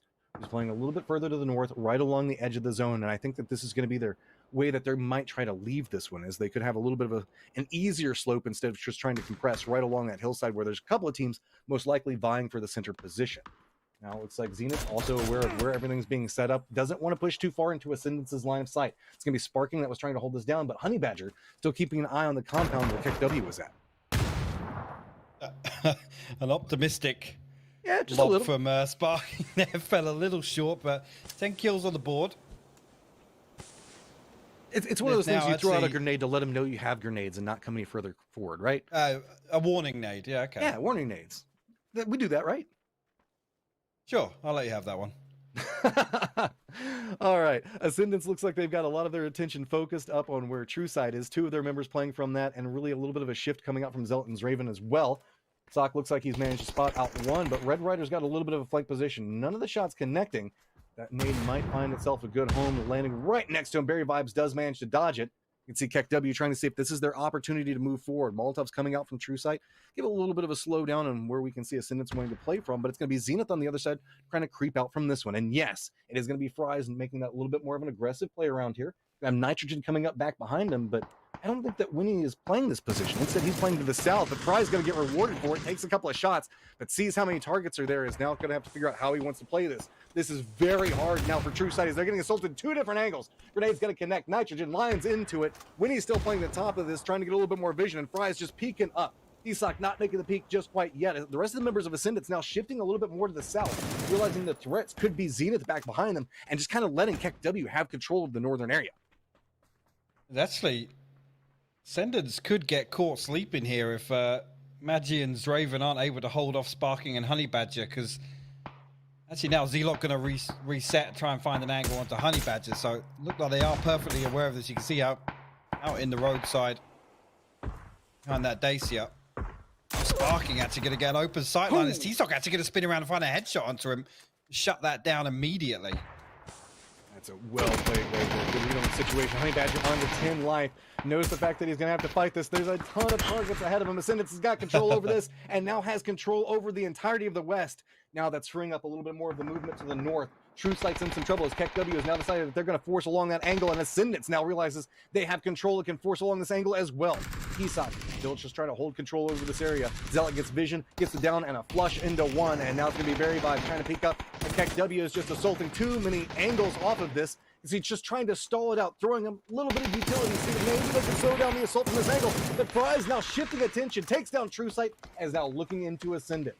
KW's got a little bit more of a split where they've got Witty way down to the south, so might be able to find a couple of different control angles to play from. Ascendance is having to regroup, and Maji's down at the time, so that means that they're going to have to commit one of their members into a res, while KW Akirs is moving closer and closer to the center of the circle. Yeah, it's perfectly timed. This is exactly what I was talking about. KW not leaving it too late to get out and get some control or an opportunity to play into this. Unfortunately, not able to capitalize on that knock onto Margie. At least now we'll be able to find some position. Winnie drifting way out to the south end. I like this. It creates a secondary angle for them to work from. As actually T-Sock just spot it out, finds the first tag here. So Winnie got to be careful. He can't go down this scenario now. Got to wait for Nitrogen and Fries to find some value on the north side. Oh, and look at the quick shift coming out from Ascendance. This is such great communication. Two members now assaulting Winnie's position, playing around smoke, spots it out, gets the spray into him, doesn't get the down just quite yet. Still a little bit mobile. That was a lot of damage done, but do note that Winnie is still alive. The aggression still holding out as Winnie managed to hit enough shots to scare that one away. Fry's now looking a little bit closer on this opposite assault, trying to figure out what he wants to do with this one. With everything that's going on, KW actually has a little bit more control over the center of the circle. Ascendance was playing much further to the west and has surrendered up a couple of these different control angles and now might have to push their way into some dangerous beats. That's what I'm talking about with that knock. Yes, they weren't able to close the distance and take this fight, but they have taken control of a couple of key points or some terrain spots here inside the circle, which, like you said, gives them much better control actually, and now falls back to Ascendance to try and make a push into this. Look at the amount of smoke down. It's just going to be about vision. This hillside's going to be so hard for KW to watch, but they should have an idea. Listening into the footsteps, figuring out how the moves are going to be coming through. It's going to be Zraven just dropping down the belly, crawling forward, afraid of anybody picking up the top of this one, listening in for where the shots are going to be coming from, seeing if maybe he can find some type of angle to play on his own. Fries has opted to move all the way to the north, spots out Maji, gets the spray into him. Fries now getting a lot of attention drawn in his direction, realizes he's got multiple members creeping through this one, tries to get a couple of headshots into it, but he's forcing this one through, trying to get a little bit of Ascendant's positioning, but does go down. Ascendant's coming up, 2 big games in a row for them.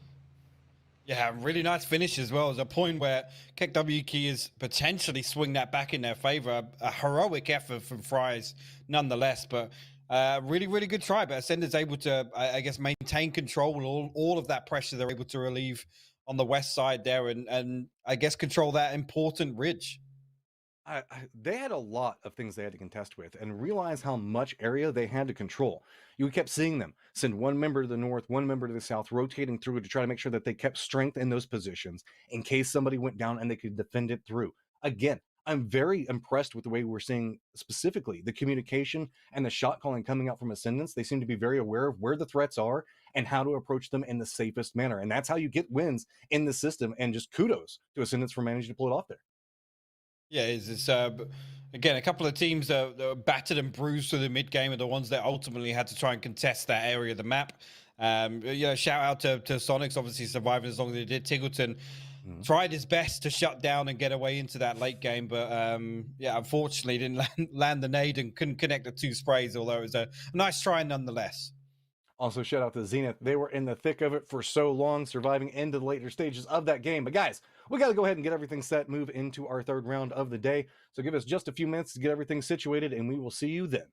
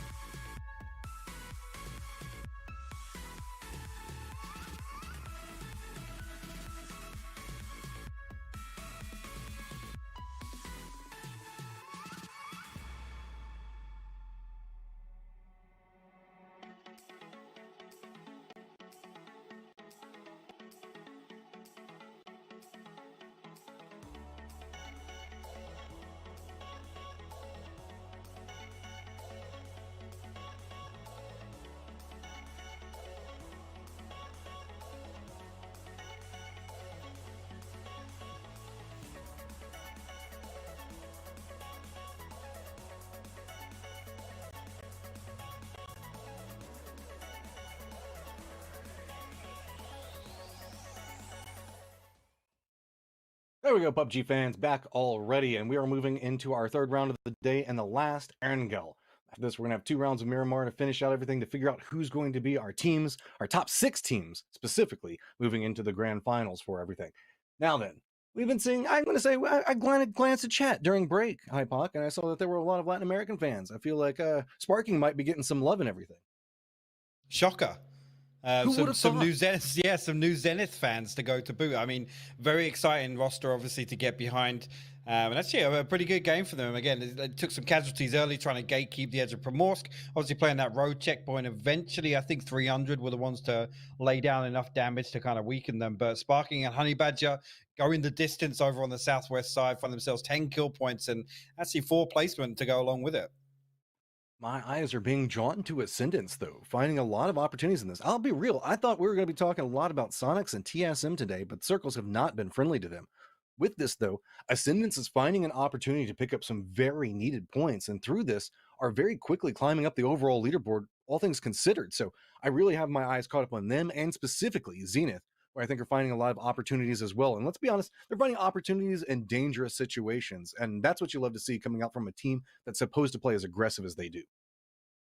Yeah, for sure. I think you're right. That roster does lean into a certain play style. So to see them really embrace it, and actually on the back of Honey Badger being, I guess, the one to give that input as well. We know what he's done for previous rosters. So looking at the last game overall, you can see 21 points coming up from Ascendance, and Zenith Esports going to rock up 14, but kills neck and neck, kills neck and neck. Naturally, we can see that the Chicken Dinner did go over to Ascendance, but 2 different teams are really vying it out through everything. Keep in mind, first place, 4th place, that's from last round. So just letting you guys know, they're not Ascendance hasn't jumped into first by any means. On the overall leaderboard, it's still going to be Oath, followed up by Sonics, who've been managed to pick up a couple points. The Spicy Fish back behind them. And remember, Oath and Spicy Fish are not playing today. Then TSM Zenith back behind them as well. There's actually seen Ascendants make a little bit of a run off that previous one, now up to 55 points in 10th place. So breathing down the neck of a couple of other teams already. Yeah, Zenith, kind of been sat around that position throughout, to be honest with you. But now 5 points clear of Afromanix, who we know aren't playing today. And actually within within touching distance of TSM now that they've, I don't want to say let their foot off the gas, but definitely had a couple of rough games considering their day one performance. This is a big set of games coming up from Ascendance, because if you look at this, sure, they're in 10th place right now. But whenever we look at this, Afromaniacs, TAC 8, Dodge, Team Eternity, none are playing today. So if they manage to pick up, another 8 points, they can climb themselves into that top 6 and guarantee them a spot in the grand finals. There's still the opportunity for them. Sure, it looks weird because they're down in 10th right now, but the opportunity abounds for them because they still have 3 games to pick up those 8 points. That is a huge opportunity for them. But nipping on their heels, you can see it's going to be any trolls in chat right back behind them. It was, again, there's a couple of teams that we still want to make, or at least looking to make moves here, as Rumbler still sat on the right side of the leaderboard. And, with the players on that team, not going to be happy with that position at all, Matt. Well, we keep talking about there's opportunity. Let's go ahead and move into that next opportunity. Game number 3 is underway. Going to be a fairly southern plane path into a northern plane path again. But every single time it's been doing this, I've been baited. I'm assuming the players have as well. So don't assume the fact that you know where the circle is going to go inside of this one, because we've been getting some crazy ones so far today. There's again, Osnofka on the cards again. I'll say it. I'll be the bad man. I want to see it. Everything else should be attainable off of this playing path at least. So no real pressure on any of the teams. I'm looking straight towards 300 actually with the start of their last game. There's no more shenanigans down on the south coast. They've been having some troubles right off the drop, to say the least. Looks like you can see that it's going to be no cap and gravity. They're going to be rolling to the east just a little bit ahead of them. With this plane path, though, I think that all the members for 300 look a little bit safer this time around. Say this got to knock on some wood. Don't want to cast a curse them yet again off the drop. But everybody's just kind of staying along that drop path. So seeing nothing too crazy come out. I mean, Sonic's dropping down on Pachinki. Who would have thought? Kek W looking like they're keeping an eye over towards Stalber. Keep in mind, Ascendance has been finding victory on 2 very southern plane paths. Well, they won the last. This looks familiar. Just a little bit further north than last time. But as I was talking about, Ascendants had to cross all the way down into military base while picking up a lot of kills. And this last game, they had to move quite far as well. So another circle popping to the south. Somehow, we'll see if Ascendants managed to figure out a way to make it work. Again, actually, yeah, in the previous game, rotating a little bit earlier. I know how late they were to come to that military circle in game 1, but did secure themselves a good position on the western coast in the previous games. I can't fault them at all there. As I'm actually looking down towards the south coast, towards Farm and Snake here, as Gravity still parachuting in, and 3 members of No Cap actually sending shots off there. I'm not sure if any damage has come through, but nobody looking to hunt down those kills on landing at least. Zenith gonna... Yeah, do they pick up 4 cars? They do, yeah. They get themselves well equipped to start off this game at least. That was 100% planned. You can see how they moved from point to point, stacking everybody together, knew where to take each vehicle, and the entirety of the east is open, so they're not going to be assaulted anytime soon. So they should have plenty of time to pick up the loot, whatever the tools that they need to make their way back into the circle to the west of them. Do note, whenever looking through this, you can see that it's going to be No Cap holding down different positions where they're playing to the west of Gravity, who's kind of clustered around where we see Milta Farm, the eastern bridge. So I should find a little bit of options with that, all things considered. Comets, though, finding themselves in a fairly friendly spot, but it's also going to be Chubba that's doing a little bit of exploration. Monty's waiting for this one. Oh, Chubba, this is not where you want to go, man. Does he have a read? Wait, I think he realizes. He came in and he's like, man, I think that he looked through and realized that there's not a lot of loot or anything on the floor, so might have an idea. You know, that spidey sense kicking off just a little bit. Monty's got the pump action waiting to go, though, so this is kind of a old school PUBG standoff, as it's going to be a shotgun holding the stairwell versus Chubba holding an entranceway, just waiting to see who moves first. So neither of them actually have a vest. Monty, I guess, better equipped the helmet here as he tries to take the vehicle out. Ooh. Monty's actually going to try to come out, gets a good tag with the pump, but Chubba will be able to escape. He's going to be able to land a second shot at that range. Even when he actually comes through and finds the headshot, and Chubba will fall. Heartbreak for Chubba. Again, read the situation perfectly, knew something was up, tried to escape, but actually comes in and collapses on to find that kill point early on. I feel you, Chubba. That's my games right there. That's what happens to me. I'll drop in. I'll be like, man, I feel like something's going on. I'm going to try to get out of here. Suddenly 3,000 people descend from the heavens and destroy me. Sonics, again, their rotation, make it a little bit of a different one. We usually see them just hop in vehicles, start to roll through the hillside, but they're doing a little bit of a check and balance around Chopsticks itself. Singleton leading the way. Right back behind them, though, it's going to be Veritas that's going to be rolling along a similar path that could put them into a trajectory to fight each other, depending on how we see this locked down. Most of the members for Sonics have already left Pachinki, though. It's just going to be HU in the tail end of this, who could get some vision on what's going on with Veritas inside their rotation. Fable's also going to be coming in from the north, so might provide another set of targets for Sonics to be looking at. There's actually the rest of Sonic's going to get themselves in and amongst the Chopsticks. HU in the last man really in rotation here. And then pushing to, I guess, pick up some information of any teams transitioning through Gatka Fields.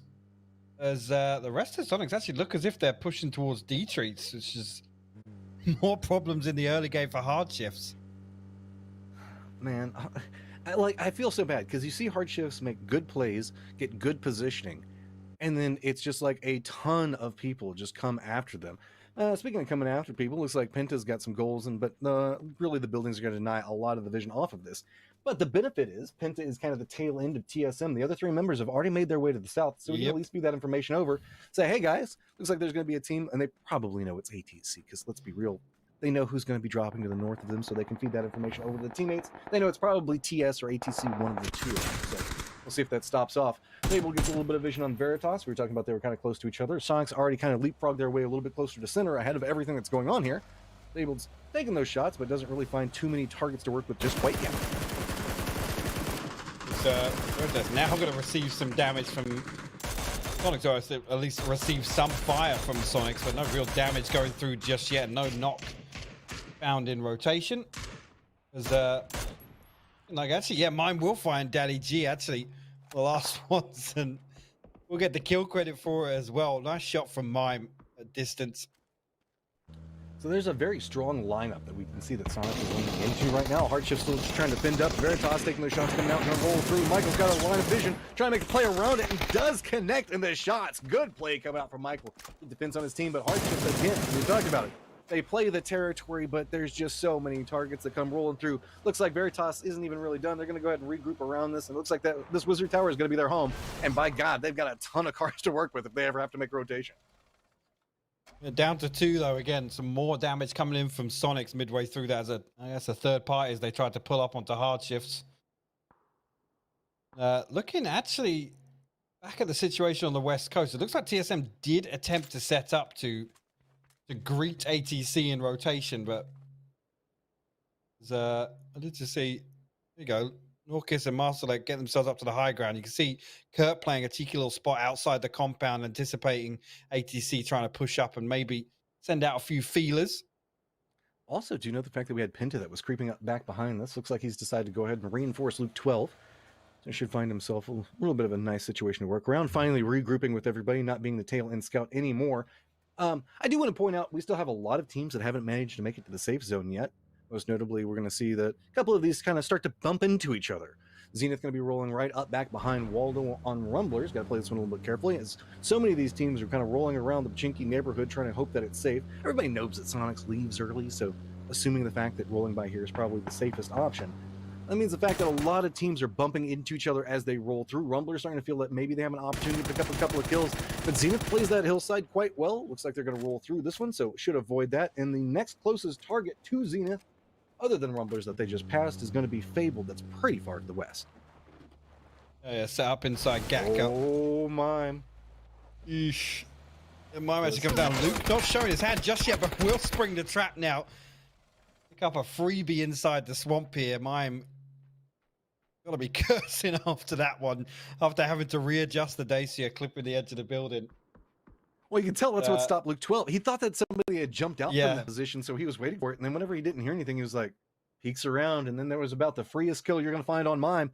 And that's going to reward a lot of territory control, because that's where Sonic is wanting to stretch out to. Just looking actually, Shrimsy and Tiggleton still holding on to, I guess, tempo reds down south of Gatka. So H-Win now over at Observatory overlooking Swamp. Got to be very careful if TSM go on the hunt. Not that I expect them to, but with Mime pulling up their solo, they are going to be able to read that they're split. So the opportunity does present itself. Most of our teams have now managed to make it in the safe zone. Gas Can's getting control over the very far western area, where you can kind of see, like, so many people just like refer to this as like trash west. There's so many different like call outs for this specific area, but they don't really have any competitors around them. Oddly enough, if they continue to stretch to the north, they will bump into ATC, but I think it's really just about getting control of the hillsides. Meanwhile, KEKW kind of rolling into this a little bit late. It's going to find themselves close to Ascendance, but doesn't want to overcommit. There is TS that's coming up back behind them as well, but Ascendance yet again doing a good job of defending up, making a long rotation in, and going to at least harass KEKW to force them down into a position where maybe Fabled or Sonics can take some shots at them as well. Actually, these shots going to force KEKW to look elsewhere, and they will find themselves a radio tower as the circle once again will pull pretty much, as close to a 60-40 split as you can ask for in the water. And Gascan's now looking really good all the way out on the west coast. Whenever half of Quarry isn't inside the circle because it's to the west, you know you've got one hell of a circle on your hands.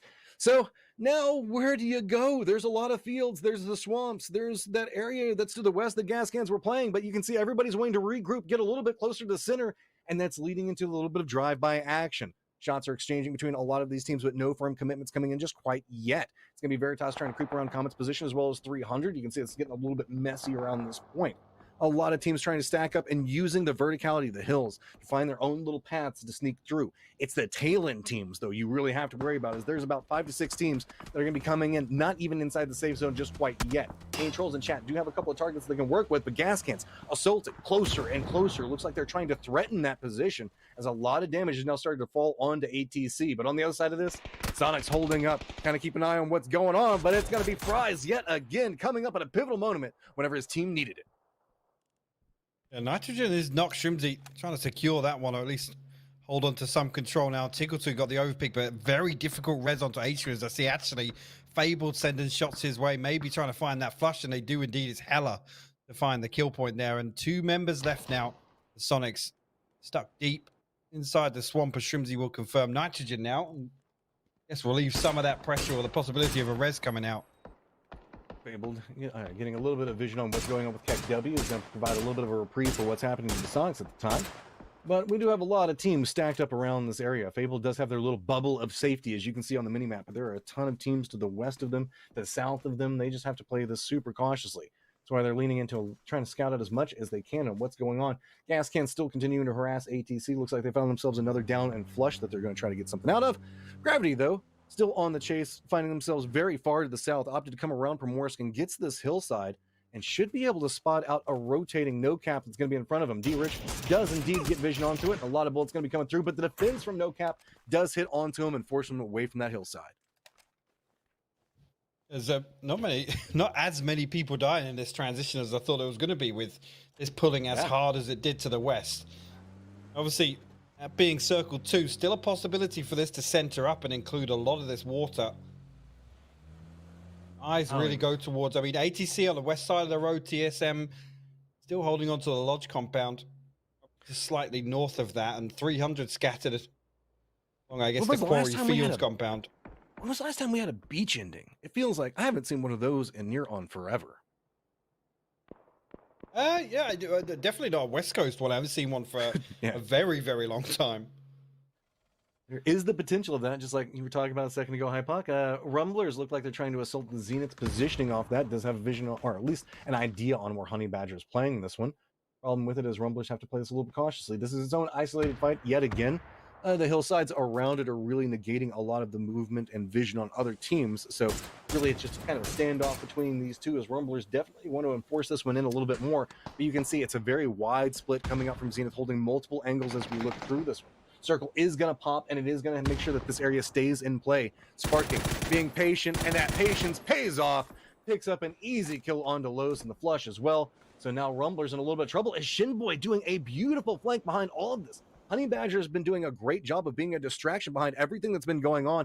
And so with this rotation, you can see Rumblers now aware, okay, we have to make sure that we can test these threats coming up back behind them, and buys a little bit more time for the other members of Zenith. Yeah, they've got to make a move here. Rumblers got to make a decision on either bail or take this fight. Shinboy now will open up and find that knock off the Valier. And now Honey Badger going to spring the trap. Shinboy finds the second knock now. Cherry, last man standing. Spotted out by Honey Badger. Know exactly where he's at. Perfect pinch from Zenith here. Pick up all of these kill points. Just a matter of time before they find the last. Really well executed flank from Shinboy. That was just beautiful. We talked about the fragging capabilities of this team. Whenever you can reposition them like that and get a crossfire position, by God, that was just hefty, man. You can see once they got in position, Shinboy even gave away that he was rotating over there. Everybody from Rumblers was shooting at him, and it didn't stop the play because Honey Badger was already in a good point to fire on the other side of it. And between the two of them, they just decimated Rumblers. Indeed, you see, actually ATC and Gascan's finally getting into it over on the west coast here, as Nox trading back and forth. Nork is actually going to get a flush onto Heikeman there, but ATC down to 2. Gascan's man advantage still, and Melon not really in a position to bail Norkis out if this push comes through, but it looks like Gascan's going to try and reset at least for the time being. Shots coming in from afar from the north. It's TSM, I guess, sending shots into the compound here, so be careful of these exterior angles. Leaning into a little bit of cover, and he's going to play this carefully. No Cap getting a little bit of vision as the south is congested, to say the least. We've got No Cap lined up, fighting up against Gravity. Then gatekeeping them out is going to be 300. There is no easy peeks going on. Anything that's going on right now. 2 of the members for Gravity. Blues coming in back behind them. They've got to continue moving forward. It's just a run and gun fight up and ahead of them. While they have managed to get some separation away from No Cap, there's still 300 that is patiently waiting. They're sitting outside the safe zone. No real rush. Now harassing both sides of these teams that they're trying to make their approach. 300 wanting to try to pick up some kills. We were talking about it was a very quiet past couple of days for them, and they're wanting to try to find the opportunities right now. They've got all of their members up, not having those early game struggles. Now the question comes into play. Can they get the targets, as there is the opportunity in front of them? Note the fact that Veritas is harassing 300 a little bit to their east, so that's kind of what's forcing them to go into a little bit of defensive positioning. Meanwhile, No Cap in a lot of trouble trying to figure out if they can recover their vehicles and how they can continue to make their pathing to the north, because they still have 3 teams all clustered outside of the zone as finally 300 relents and starts to move for the safety of the zone. Yeah, later actually pushing towards Comet's compound, so I guess relaying that information, they have some form of safety to fall back into. No Cap now going to hop in vehicles, try and send it down the road, and actually with ATC and Gas Can still trading back and forth, actually No Cap going to opt to pull into the swamp here. I'm not sure I like that too much, and 300 potentially able to punish this.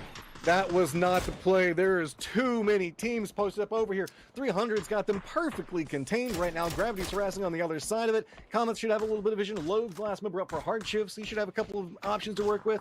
No Cap surviving, but man, it's going to be difficult. They pulled into here thinking the fact that they could scout out where they wanted to move into the safe zone, and instead are just having to hide, making sure that nobody can continue to harass them. There are a ton of targets still to work with. Keep in mind, Comets still harassing what's going on with 300 at the time. Gas Cans and ATC still have to move as well. Zenith is kind of harassing Veritas, who's been harassing Comets. It's just a ton of third to fourth party back and forth. As you can see, No Cap and the situation they're in, this is just dreadful for them. They're just leaning in and just hugging their vehicles for some type of safety. So I'm surprised they've survived this long, to be honest with you. 300 still have utility available. Drasso actually going to find the knock on to Vox, and he was the front man for 300 actually in this push on. Neferhor way off to the north here, not even involved in this fight for the time being. I'm not sure why they don't want to deal with No Cap and clear some space for themselves to move into. Now, 2 members of 300 going to hop into the vehicles, try and send it across the swamp ahead of No Cap. I don't actually understand what's going on here, Matt. It feels like just take whatever option you can get with the amount of teams that are shooting along this line. I mean, we still even have ATC that's getting a little bit involved. As you can see, Melon's going to go ahead and get the flush onto head kick. There's just so little movement options. Veritas was thinking about harassing Comet's position, then realized there are a ton of them still alive. Michael's in a lot of trouble. He's still going to have to figure out how he wants to move forward as he's not inside the safe zone. Comet's just going to be able to hold them out. Remember, No Cap, we saw them a while ago trying to find some way to make their way through it. Still alive, but now they're just having to run through, and it's going to be Neverhorse trying to hold the line forward, gets the spray into it, but Max jumps out, trying to get more damage, can't find it, and instead going to get taken down from later from back behind. Now Sigsy realizing, well, damn, where do I go? Because that's not going to work. He knows the east sucks, he knows the north sucks. There's just no options on how to get out of this point. Neferhor does actually hold on to control of the shack for the time being. Later did try and flex out, I guess, to try and clean up Sigsy. Actually, look at this. Gas Can's trying to send it right inside. Everybody the third party. Everybody just died, and Kurt managing to thread the needle there and find a kill through the window. And everybody falls at this one story. That feels bad. Just everybody. I mean, it feels bad teams. for Ascendants, yeah. That hurts. Whenever you just see both teams collapse, no survivors. There's not even a team nearby them. It was just long range shots to harass. So the South still a freaking mess. We've still got Comets harassing what's going on with 300. Zenith still harassing what we see going on with them. Lobes somehow still alive, hiding out in the swamps right now. Keck W to the east is going to have a little bit of vision on what's going on with Sonics as the new school is going to pop, as well as Fabled, who are both of these teams going to have to move. Zenith is going to have to make a move of their own. ATC, through all of their movement, are going to find themselves in a position, but do note, it's going to be TS and TSM heavily rewarded with the circle. TS actually holding on to this split slightly off to the northwest of TSM's lodge compound. Loeb's now going to find some visitors in the swamp. Actually going to find out. Will find the knock onto Drassel, but I think it's going to be difficult for him to find the flush. Pack Caps will trade out eventually, but Drassel slowly bleeding away. Will they be able to get this res here? Stuck against the rock now. There you go. Will actually bleed out. Loeb's does get the kill credit for it before falling. 300 wanted to try to make a play on that. Neverhor does go down. Later used the opportunity to creep in and find himself a little bit of a shack to work with. And you can see, man, you just don't go near TSM. There's going to be a throwable that comes your way. Like, if I was later right then and I rolled in that position, I was like, oh, a Molotov almost hitting me from that range? That's got to be TSM.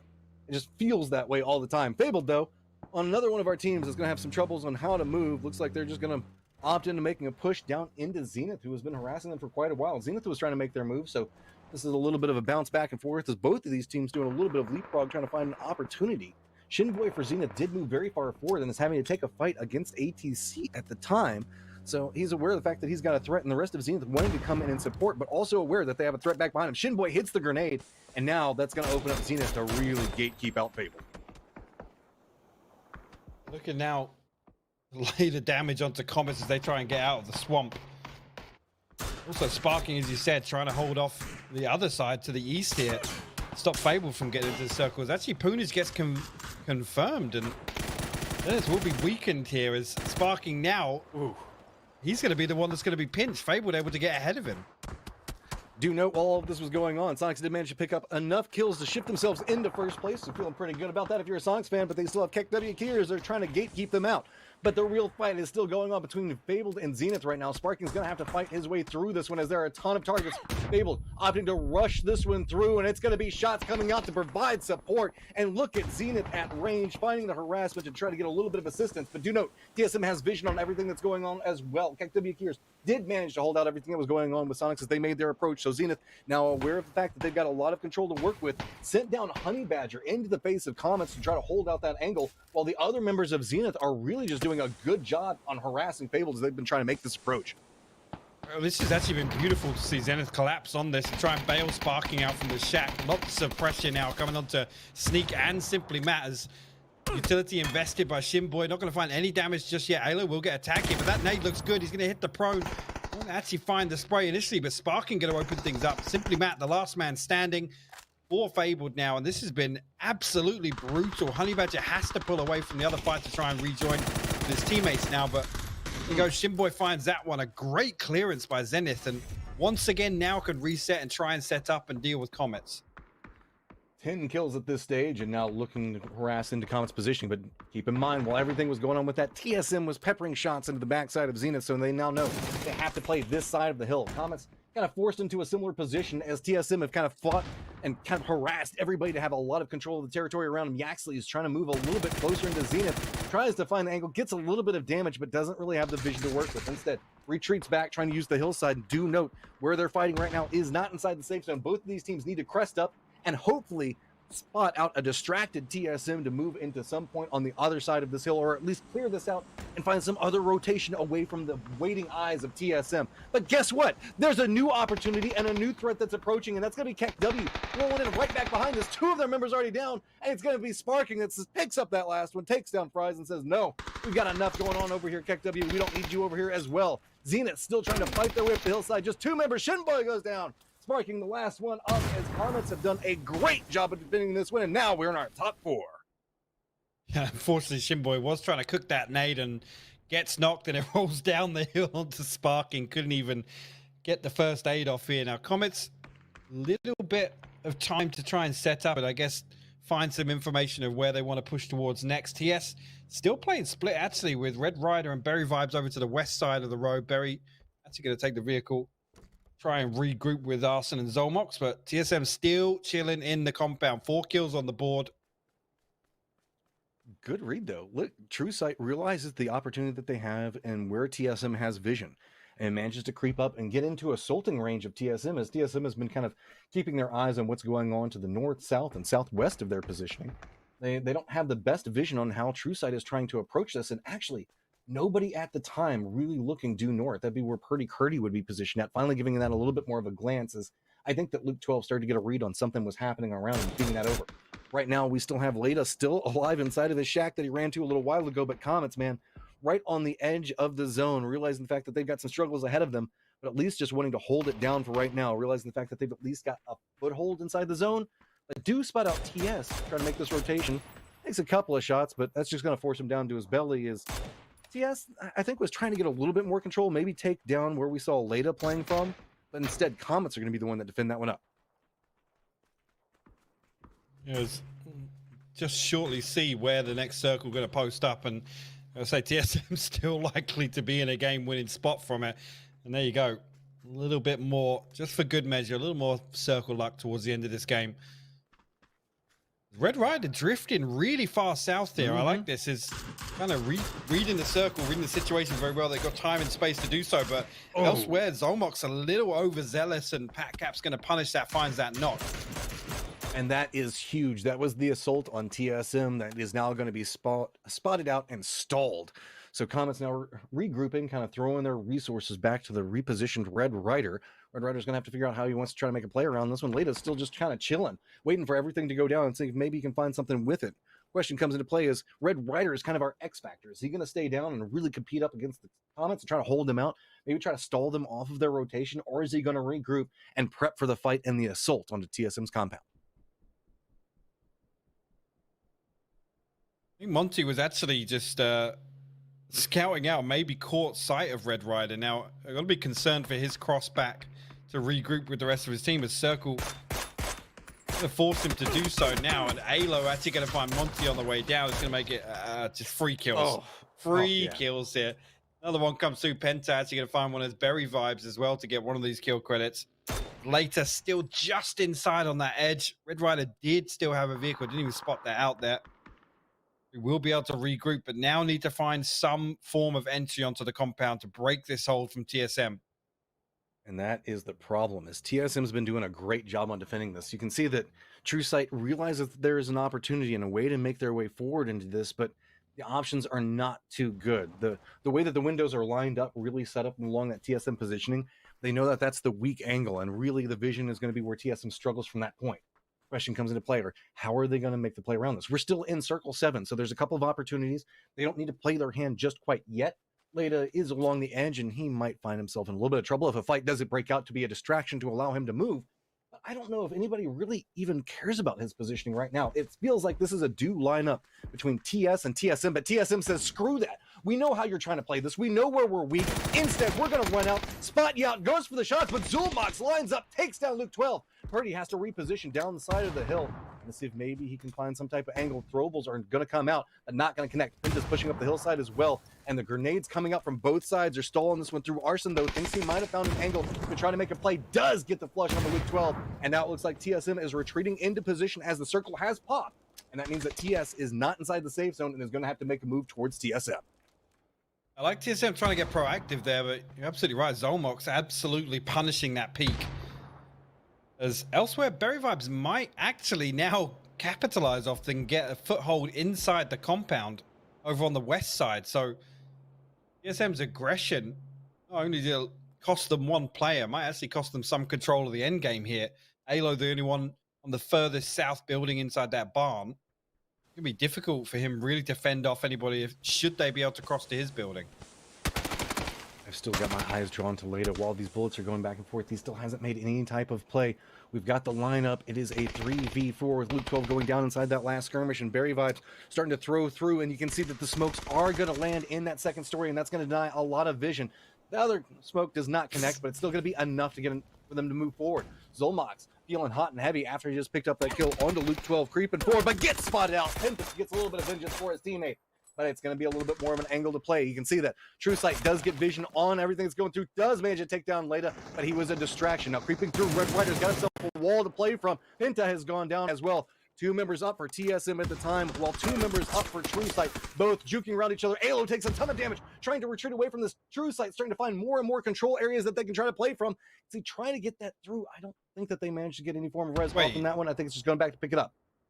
Alo's just giving up control of the barn here. That actually gives TrueSight access to center circle here. They can potentially hold TSM out on the north. I think Kurt was expecting one more player to be playing on the northern hill there. Berry Vibes now in a position where he can play a dirty off angle if TSM try to cross contest this barn control once again. But yeah, I'm not sure what the call was there. If they misread the setup slightly and we're trying to clean up an extra player on the north side hill. It's just a move to counter move. You can see that the grenade, smoke grenade's coming back now. I'm very aware of where Red Rider's positioning is. The 2v2 at this stage is just nerve-wracking for both of them. Purdy feels like he has an idea on what's going on, trying to see if maybe he can keep an eye on what's happening. Berry Vibe spots him out while Purdy's trying to have the grenade up, is going to go ahead and commit into it, does not get the down onto him, but now grenade's going back between the two. As you can see, Red Rider now coming down to reinforce the teammate. It's just peak battles back and forth, but it's going to be TSM getting more control over this little bit of the corner for it. Red Rider is waiting though, got the vision onto it, doesn't get the down onto Alo. Purdy makes the play around back behind us, manages to take him down. Berry Vibes, the last one up for TrueSight, now has an idea on where everybody's playing from, but now it is a 2v1. Berry does have an idea on where to go, but it's going to be TSM that's got control over the center of the circle. Purdy now stretching out, seeing if maybe he can find it. Should have a little bit of an idea as he spotted that one through, but does go down. Berry does get spotted out in a quick exchange. TSM picks up a 10-kill victory.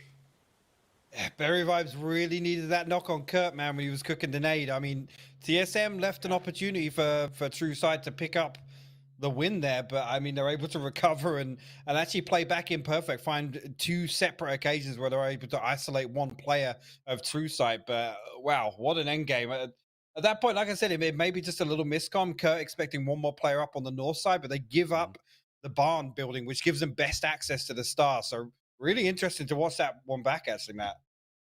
The defense that we saw TSM set up for so long and the way that they were harassing, I felt like they maybe realized that okay, not we don't have too many threats to the north, and they really got caught up in like eyeing what all was going down to the south. And TrueSight used that opportunity and just snuck in so beautifully and realized the Yeah. best way to assault that compound, and that's what led to such a contested, where we saw it come down to a 1v1 ending between these two teams. And that's the type of game you love to see, realizing every opportunity that you can, and I just cannot wait to see more of that. Yeah, absolutely. As that does wrap things up for Erangel now as we're headed off to Miramar Mhm. next now, Matt. So with this, guys, we're going to go ahead and start getting Miramar all set and warmed up. It'll probably take us about 5 minutes. Make sure you stay tuned because there's only 2 more games left to find out who our top 6 teams that are going to be going on to the grand finals are. See you in just a minute.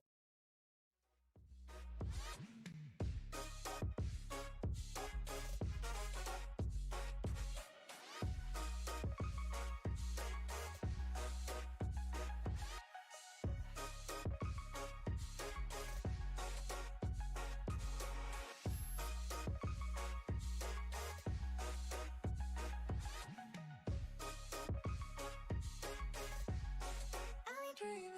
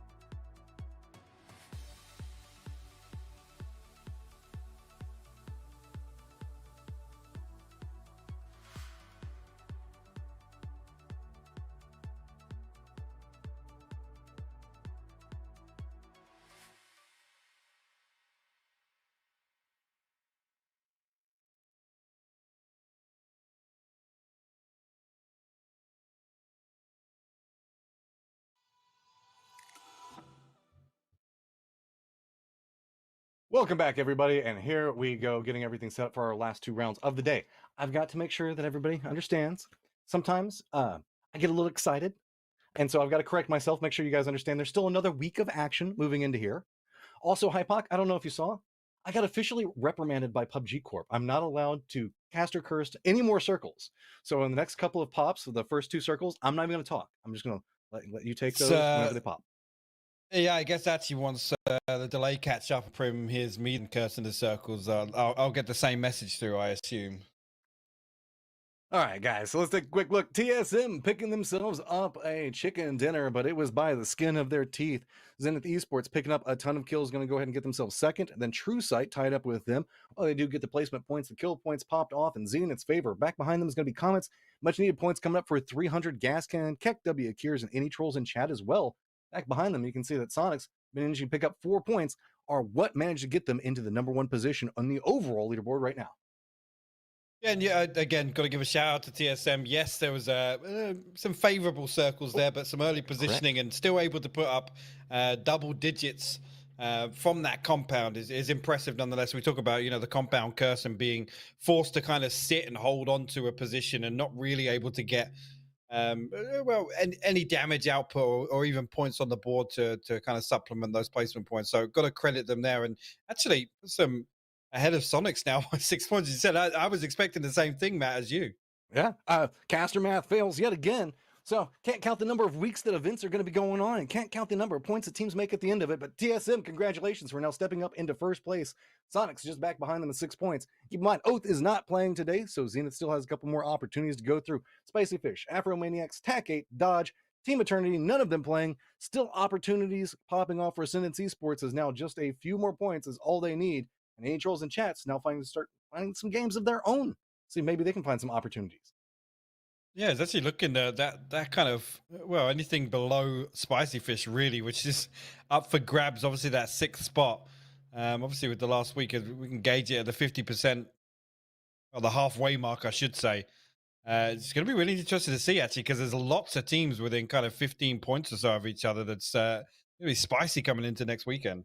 Yeah, I'm looking forward to this, as it's starting to see a little bit of cementation come into play for some of these positionings up towards the top. At least starting to get a little bit more comfortable. But once we cycle into next week, once B is back into all of this, see, B did a great job of just really performing over the last 2 days to get themselves in a comfortable position to watch today. So shout out to everybody in Group B, is even moving into the halfway point for the day. They're all still in fairly comfortable positions, as not a lot of teams can really assault them just quite yet. So we do have getting everything set for this next round, our first Miramar of the day. So let's go ahead and jump into game, as we're going to have everything popping off to the south, down there next to Los Higos, and it's going to be ending up next to Campo Militar. Luckily, we're on Miramar, so everything should be pretty comfortable with circles. I say that. So just assume that I'm saying that, okay? Yeah, I don't mean any sarcasm in that. We had some weirdness yesterday. I'm hoping no Poro is going to be in chat watching along, but I'm eager to see the situation in the north, Matt. I'll leave it at that. If you caught the games yesterday, you'll know exactly what I'm on about. I watched yesterday, and so here's my thing. How come I'm getting scolded for caster cursing circles whenever I saw what you guys did in the north yesterday? How come you aren't the common factor here? I mean, I'm always the common denominator. You're just the first to publicly out me for it. Hey, let's see. Now, I'm just trying to make sure that everybody gets the blame onto you, see? That's my master strategy. Because all the players always think that it's me. But really, I just enjoy it. Looking through, you can see the circles popping out. Nothing crazy, guys. And don't worry, neither one of us have controls over the buttons and where to make the circles go. So, circle's going to be popping soon. So, Hypoc, it's now your turn to talk, because I don't want to say anything about where the circle could go. Well, it's going east, 100%. Going to come Los Leones ending, maybe actually to the west side and the warehouses, but we'll see very, very shortly. No overlap, actually, this time. There was a few early game scuffles, most notably one over Cruz Divide early on. As I was completely wrong, so I'm off the hook. That kind of proves actually there is an overlap. Look at this, 300 gas cans actually fighting over power grid here. I'm seeing shotguns, vectors, ups. So it's going to be madness. Shotgun Uzi set up for Adam right now, as 300 making the push. It's a little bit of a spray towards it, but doesn't get really any damage. I don't even know if he actually hit anything inside that one. Wrapping up the double barrel. It's got the opportunity in close range, but you got to juke your way around it. Adam takes a little bit of damage off the grenade. You can see Hikerman trying to hold up, provide some defense for poor Adam, who's being assaulted as he makes his approach through. Hikerman's got himself a real gun. That's unfair in this fight, Hypok. Yeah, to get yourself an M4 when it's looking as if 300 haven't even been able to get themselves some vests yet. Adam actually going to be able to spot out ahead of Vox, but not get any damage onto that. But the first not going in favor of gas cans. You expect them to try and smother the rest of 300 here as they try and cross in the open. No more loot available for them. Vox, do me well. You got the Vector. I love this gun. Let's see if he finds any opportunities. The gas cans are kind of creeping up back behind this one. You can see Old is starting to put in a little bit more pressure. And Nikos at range. Sure, he's only got 14 rounds in one, and he's only got about 40 in the other one. But man, he can dish out some damage at range and leading into it. Oldest has got himself a big boy gun, starting to push in along that line, making it a little bit more dangerous. And Vox finds himself kind of caught out. The two members of 300 kind of leave him to his own devices and say, "You're by yourself, bro. Hope you manage to get a kill point at least, but we're out." Yeah, we'll see you in Junkyard. Peace out. Vox will get spotted by Oldless and naded out of that position now. And I think 300 in a position where, I mean, down to 2, their best opportunity is to just try and get some kill points, try and salvage something from this situation in the early game. Gascan still 4 strong. I didn't even see this. I honestly thought these teams were going to pass each other in one stretch a little further, but they both opted to dive in and contest Power Grid. That is a good read coming out from Hikerman and how this could play out and disadvantage him. So he retreats from that point. He can find himself pretty safe, all things considered. Now, really, Gascans has got control, but here's the problem. The circle is not here. As you can tell by looking at everybody's guns, the loot situation for both teams, pretty bad. And so now you have to very quickly loot, reposition yourself, and still manage to make your way into the safe zone. So this is going to really make Gascan's life a little bit harder, as we're going to still stay in the mid game. And any fights that they're going to have to take could be quite problematic for them. Yeah, let's talk about here. At this point, you're down to 2-300. I think their best opportunity here is really to just try and salvage something, get some kill points out of this situation with gas cans. Vox still bleeding out, and actually gas cans very cautious about their approach here. I guess anticipating whether or not Hikerman did spot out somebody, but the 3-man push coming through towards the red brick now. And actually, with no vests and poor equipment, you got to say this might not be the play for gas cans to force the fight into red brick. You can tell the fact that gas cans were afraid that maybe somehow 300 had gotten into a position to try to go for a res. Instead, it feels like they've got a read on what's happening. Oh man, pushing upstairs whenever your low utility is super dangerous. This is going to be leading the way, but the trap is set. Everybody is just waiting. Oh, the shotgun coming into effect. Gas cans just got murdered. No, dude. And that is just painful to watch. Yeah, it's not pretty. Adam, the last man standing now, and try and take a peek. He will get spotted out by a head kick, and they know that they can secure this final flush as well. Really, really well played by 300 to just rat this one out. A Saiga, the best tool for the job, really. You got to say it. Oh, man. The moment he rounded that corner and you saw the weapon in his hands, the gas cans were in a ton of trouble. Adam still just managed to creep around here. And this could be big. No way. 300 didn't commit to going for the flush onto it. So Nikos is going to get rezzed off of this. 300's counterflanking. They're going to pop up just in time. And look at this. Creeping around the corner. Instead, going to pop around into this point. And it's a complete role reversal as now gas cans have the firm defended position. And 300 has to figure out what they're going to do. But guess what, IPOC? There's some new friends at the party. Hardships has heard everything that's going on, realized that this is 2 weakened teams, and thinks that they have an opportunity to pounce on the remnants of whoever wins this fight.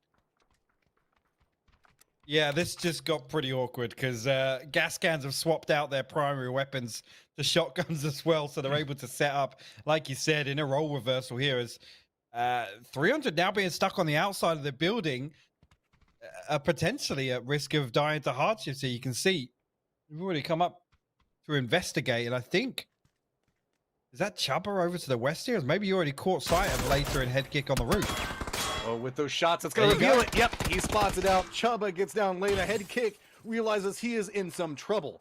drops down, starts to creep forward, and gas cans now also know that they're in trouble as well, instantly leaving the position. But it's not going to matter because Lobes is on the other side of it, spots out Adam, and now head kick. And you can see they're both kind of sitting there like, well, now what do we do? God. This is like almost as awkward as like seeing your ex on Tinder or something like that. Neither one of them wants to make a move, but inadvertently, Nikos and Head Kick are kind of help. They've got to kind of help each other out from this point forward. Otherwise, hard shifts are just going to run amok on them. D2's actually going to flush out later there. Head Kick still alive on the roof, but gas cans and 300 down to one player now. It's the hard shifts that are going to benefit off of this early game scrap over power grid. Again, things just took too long here. I mean, okay, so with this, do note that hard shifts and 300 are presently tied. Gas cans have managed to get 1 point back behind the Comets and get ahead 1 point of TS. So this fight was very pivotal for both of these teams. And as we look forward into next week, the potentials of what could happen, Houston hard shifts, though, need to get a little bit more out of this, but it's all about how long that they want to stay in this position. They have managed to pick up 3 kills at this stage, but remember, not inside the safe zone. They're going to be one of the tail end teams to make their move. So it's really just about how they're wanting to try to make some type of play out of this one. Is what are you going to do? I don't know. Well, we'll keep an eye on what's happening with that one, but that's a rough situation. Nikos, though, manages to take down Chubba. Oh my God! There he goes. Finally, just move away from power grid. I don't want to look back at power grid. It's just too painful. I don't want to see it anymore. Everybody else, they got themselves nicely situated in the circle map. I know. Look at this forward movement, getting positions. Really, Comets kind of roaming around. They've got a couple of teams that might threaten around them. Azahar and the trench to the west of it not being a big factor just quite yet. Everybody's playing to the south of it, unless you're playing really far to the north, like next maybe Valle or something like that. So, nothing too terrible yet. Hard shifts, we'll see them make a move sooner or later, but you can see a lot of these teams starting to get vision of each other. It hasn't turned problematic just quite yet, but with the lineups and the situation, the way we see everybody playing kind of south of center, if this does go north, that's going to be a problem. I shouldn't have said that. Now, if it goes north, I'm going to get in trouble. Hey, you said it, not me. The circle is 100% going south. On your head be it. On your head be it. Summon the powers, make it go south. I will do this. I will make the circle friendly for you guys. I'll try my hardest. You can kind of see the chill situation that we've got going on right now. It's really just trying to figure out the threats around you and how you're going to approach it. None of these teams really committing to anything as hard as we saw the hard shifts just a second ago, where everything's kind of calm and tranquil across Miramar right now. It's a couple of hello bullets, and really not even that. I think that I've maybe seen one shot in the last 15 to 20 seconds. Yeah, everybody just trying to ride out this circle. What is that? ATC actually far out on the north side, south of Cruz Divide, but Fabled now coming into the north side of it. I'm not sure if there's been shots traded back and forth over there, but ATC now going to hit the rotate. Wait to see where this circle going to pull, and it will actually go pretty hard down to the southeast here, centering up on Veritas, who are the ridges just to the east of Jungle. Okay, look, there's still a little bit of water in there. I know, guys, but I still use my powers for good. We made it go to the south. I couldn't help the fact that there's water there. Rumblers making an approach. Looks like No Cap's going to take a couple of shots. Then Keck W, TSM, ATC, Fabled, Hard Shifts, all teams are going to have to move. Ascendants looking like they're maybe making a path into Impala where TS is posted up at. So a couple of quick skirmishes might be happening between all of these guys. The Zenith is running a 2-2 split, taking their sights and kind of forcing it over to Keck W, but there's a lot of people that are moving along that path right now. Being 2-2 might be a problem as two different teams are starting to converge. You can see it's going to be Keck W kind of approaching where we see Zenith and Shinboy. But then back behind that where we see it's going to be Honey Badger post up with Poonage. Sonics are going to be going along that path. And whoa, Keck W realizes the fact that this is the way to go for them, rolling in hot. Keck W actually going to commit to the pull-up here. And the molly comes soon, going to find Winnie on the inside, down to 48 HP. Can they close out this kill, though? See, actually, Shinboy does go for the jump spot. And actually, Retaliative going to find it, though. So Winnie gets bailed out from this position. Shoots down the door to provide the angle to get him knocked. Sparking's trying to run out of this position. The rest of Zenith has come up to provide reinforcements, realizing Sonics have gotten a little bit too close for comfort. Now Sparking's got to roll up and try to meet up with them. Keck W is going to get control over that position, but we talked about this is very clustered, so a lot of these teams stacked up alongside of each other. Zenith can retreat, but you can see it's going to be Sonics up the hillside, and I don't know. Zenith moved to the south to try to provide reinforcements. I don't know if they know that Sonic's kind of moved into this point already. And yes, they 100% do not. Honey Badger gets spotted out. Mime picks that one up easy. Now Sparkin, who's still just trying to roll through, is getting spotted out. But KW Keers takes shots to protect him. Actually, you know, H-Win holding on to the edge of Junkyard here. Punich second guessing that pull up here. H-Win not actually able to convert any damage onto him. And Murado just pulls through. I'm guessing that was from one of Zenith falling out. Poon is now the last man standing. I have no idea what just happened on this transition. Zenith just bounced between 3 different teams there and absolutely paid a price for it. I mean, we had the weirdness that was going on around Power Grid at the start, then a couple of awkward rotations coming through. Keeping an eye on what's happening, you can see that most teams are kind of getting a little bit more comfortable, but the Impala fight looks like it might brew a little bit. Up to the north, we also have ATC and I believe Fabled that are starting to get vision on each other. Marcelek spots out exactly where Hella is trying to make her move. Spray into that, and now you can see the rest of Fabled trying to figure out what they're going to do from this point. Firmly collapsed on. Simply Matt knows the fact that he needs to move a little bit further forward, but Marcelek's already repositioned for it, waiting, doesn't hit the shots that he wants to get. But Simply Matt, you got to make a path, and guess what? You're going to make your way over towards Azahar. You're going to have to compete up against TSM that's playing the northern part of that area. Here is ATC trying to wrap even further to the east. You know, they were pretty late in that circle 1 rotation. Now find themselves a little bit of space to do so. Halo sending shots into KW's compound. We know that was where Zenith just tried to pass themselves.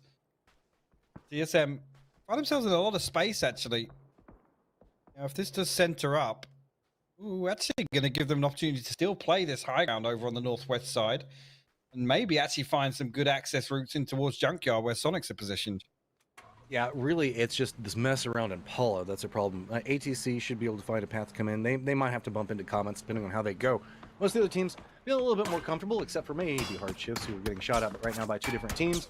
TSM looks like they're just trying to encroach a little bit more, and it's going to be KW that are taking shots at them. But TSM doesn't seem to care too much. They're just kind of rolling through. They've got to be a little bit cautious as they make this rotation. But looks like they're going to go ahead and find the compound that they wanted pretty free, and leaving a couple of members back behind to make sure that they are covered. True Sight, Ascendance fight that's been going on for a little while. You can see it's still a little bit awkward, but it looks like it's going to be Ascendance just leaning into the coastline and using that hillside. But TS looks like they're kind of counter-moving alongside of it. Barry Vibes just kind of rolling alongside of this, trying to see if maybe he can spot out Maji as he makes a point, and Zulmak's going to go ahead and rotate as well. Barry Vibes just the furthest north for True Sight here, going to relay this information. Now, Ascendant's got to be careful because ATC drifting south from their position and Gravity holding on to the edge over on the far east side. Ascendants don't really have many options here if they keep trying to head north. Need to hop out and start scouting and I guess gather some information here of what they're pulling into. I think that Gravity just took a couple of shots at ATC, and that's where Ascendance is going to need to stop, realize the fact that there's a threat in front of them in ATC, and probably heard the shots coming out from Gravity.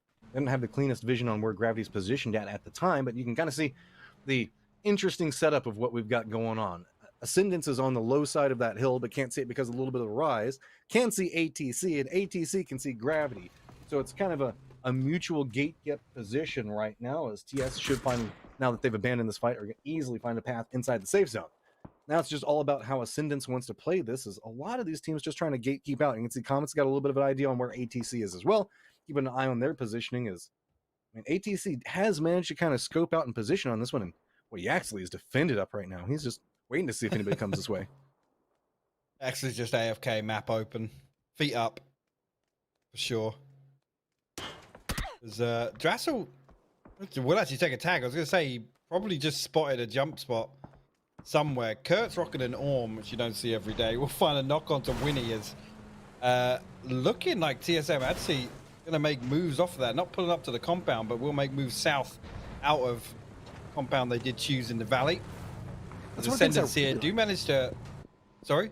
I was going to say, it's one of the things I really like about TSM is they don't always wait for the circle to pop. They realize the fact that if they see an opportunity, they take it. And that's what we're doing right now. It's still 5 seconds. They're saying, okay, there's a decent chance it's in the center. but they know that they have a path based off the way that they scout it. Sure, they're going to get harassed a little bit, but are going to be heavily rewarded for that, as now they don't have to contest against everything that's going to be happening to that northeast, as all those teams are going to be jumping in on each other. TSM pull up into a bit of a weird spot, though, with Veritas holding onto the saloon just to the east of here, and Sonic's obviously split to the south side of Junkyard as well. Obviously found that knock onto Winnie, which is the compound kind of overlooking the valley, so did, like I said, take that opportunity to make moves south. So I don't think they're in the best of spots to defend here. Veritas decide to regroup and peek over onto this ridge now. Lots of teams outside in the east and the south need to make moves here. This is going to be messy no matter how you choose to approach it.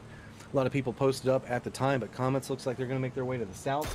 Roll right up into that area that we were talking about where Veritas was holding down. Veritas taking a couple of shots at him. Finally does manage to get down on Yaxley, and uh-oh, two of the members stopped at a very bad time. Trying to figure out how to navigate through this one, and not a lot of options. Going to go ahead and get a second one through, and Veritas holding down that line. Looks like they're going to go ahead and keep moving forward, and Comets opts into playing, and where we saw TSM a second ago, easy toss coming out from Luke 12, and there you go. Comets are eliminated. As I said, yeah, very difficult spot to defend, and a lot of damage done by Veritas on the way in will weaken Comets. Pack Cap's only able to get one flush onto TSM, but it does weaken them down to 3 for the time being. Lots of teams still looking to make moves into the circle here, and still 2 teams actually out on the east side is Ascendance and Gravity. All on screen now. T-Stock going to open things up. Raven finds a second knock as well. Good play coming out from Ascendance yet again. They're definitely feeling it right now. Gravity having to figure out some way to make their approach. It looks like they're eyeing a little bit further towards the north. ATC's already got that under control, though, so that could be quite problematic if TC. Poor old D-Rich decided to venture his way too much further that direction. Marshall actually coming down pretty far. Could spot him out in just a moment. You can see there's a little bit of a ridge keeping him alive, but Ascendance not relenting. Steps through. D-Rich does get the down on the Zealot, but there you go. Marshall spots it out. Gets some shots over into him, and D-Rich does go down. Gravity is eliminated. Now ATC's got to make a play, but Keck W used this opportunity to move into a gatekeeping position of their own onto where we see ATC play. I think actually now everybody eyes east, Keck W included, try and hold out ATC. They've themselves in a sticky situation. Ascendance now actually also in a spot to lay some fire down, but now got to move because of the circle, and not an awful lot to play into on the southeast side, as Icy Flex going to find another kill here. 2 remain for Keck W, Kears. Trolls in chat already has one down, continuing their push through. It looks like Melon's going to jump out. If maybe he can get any support as he goes. Nork is making a play of his own around this, jumps out from his position, and it's just a quick dance around the smokes. And look, Fry's playing this patiently. Nork steps out, goes for the shot, does connect onto him, tries to go for the hero play, but Fry's does go down. And look, Ascendant saw what was going on, decides that they want to join in on this party as well. It's like they've spotted out a very weakened ATC, knows that they've got to make a move. Meanwhile, Veritas kind of making a play of their own to the south, that this is really forcing Ascendant's hands here and forcing them to collapse into ATC's position. Some nades going to go over the top here as Ascendant's kind of cautious. This with TSM trying to third party this and some damage coming in. Zraven now going to find Norkis, so ATC down to 2. They did manage to reset and get that res though. They've got a fighting chance to defend this spot, but so much utility coming out of Ascendance. Press the hill, spots it out, gets one down, knows the other one's probably playing in the smoke, so it is just a matter of time. Gets the connecting Jean to it, and there you go. 5 kills for Ascendance right now, but they win the close range target. They now have to make their way into the safe zone, and there are a couple of targets that are going to be eyeing them. Hardships going ahead and making a push in. Looks like they spotted out No Cap. D-Treat's caught up looking at range, I believe, at Plube, and that was a nice counter move as Minox just kind of crept right up underneath of that. Hardships now to try and secure this kill. Plube actually trying to bail Minox out from this awkward spot. Hardships 4 kills now. See, after that early game scuffle. Not really sure how to approach this one. Dietrich's taking his time here. Will force down, and Plube will find that kill for free. Oh, Minox they as did well. not know. They didn't spot it out. That sneaky little reposition comes up big for them. Houston Hardships in a lot of trouble now, trying to retreat from position, and there's not a lot of options. Now they're trying to make their way out. Chuba now the last one up. Yeah, things just fall apart for Hardships, and Minox will seal the deal. Absolutely destroying Hardships on that hold. think actually No Cap able to reset and get all of these reds as well, so able to stay 4 strong. And a slight benefit is the only team that's going to be potentially gatekeeping them out is going to be Punij, the last one up for Zenith at the time. You know, Pudic had problems of his own in the early game. The last survivor from that one rotation in from the north. Rumblers quietly keep themselves 3 strong down in the southeast side. 3 kills to boot. A couple you can see of actually in the distance. TSM and Veritas actually get into it. Looks like Veritas is trying to regress, get a little proactive out of Saloon. It looks like TSM got a read on that and is still playing the high ground around it. Sonics has made a very long venture out, still holding their 2-2. Got TS, one of the members, pretty close, but realized the fact that something was going on with No Cap. Decides that they want to get involved, spots out Pluba in his rotation, takes him down pretty easy. The other 3 members of No Cap, though, now starting to flank around just a little bit. So could find out the fact that Sonics find themselves in a little bit of a dangerous situation, as they could have 2 of their members coordinated off. Siggsy spots it out, gets a little bit of damage onto Mime, but Mime's going to retreat away from this one. New circle does pop, and it's going to have 2 of the members in Sonics in position, as well as TSM, but Rumblers coming up and providing some support to TSM as they retreat from Veritas's position. It's actually Halo comes back through and finds Berry Vibes as well. Re-clears that same dip that they were playing earlier. Circle will post up now, so H-Win and Mime got to fall back, try and regroup. Punij actually spotted out now under a lot of pressure as No Cap now come up to try and take control of this shack here. Minox trying to do a little bit of a dance. Punij trying to survive, but there is just no options for him to work with.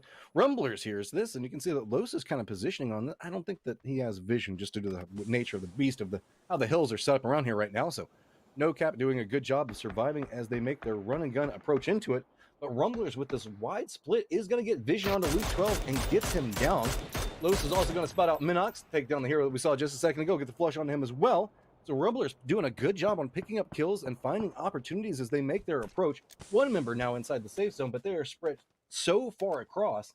They're really fighting up against 2 different teams as they make their approaches. No Cap is slowly being herded into TSM's position while Rumblers are trying to make a similar approach.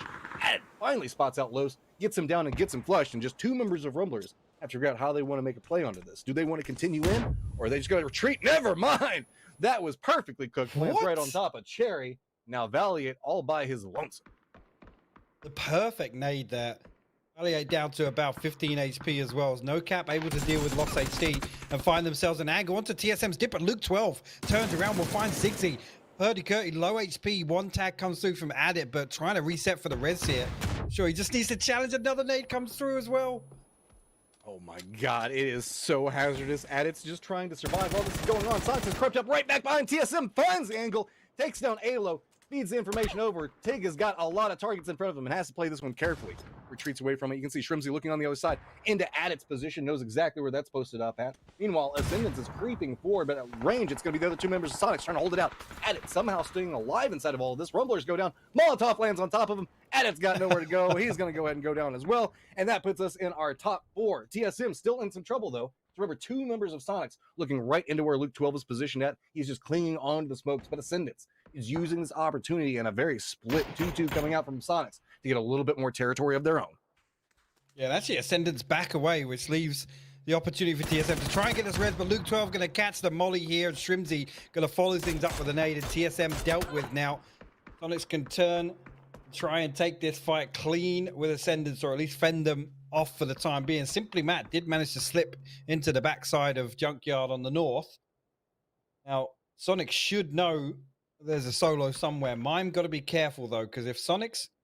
I was going to say, well, it doesn't matter now because they got the circle. I was going to say, if Sonics can't keep control of something in the middle of the circle and it centers up, they're going to struggle to really, really be able to find a clean team fight with Ascendants. The way Sonics played that was just so clean. I mean, the confidence that they have in their capabilities. They knew the fact that it was very close to the late game. Said, fine, we don't care. Stretch out. We'll just take control of the north and the south. Separate out. We trust you guys to defend us from behind as the team that was going to the south. It was going to be Tiggleton and Shrimsy make their move. And then Tiggleton and Shrimsy just trusted by the other 2 members to just clear up everything that's going on in the south, which they did.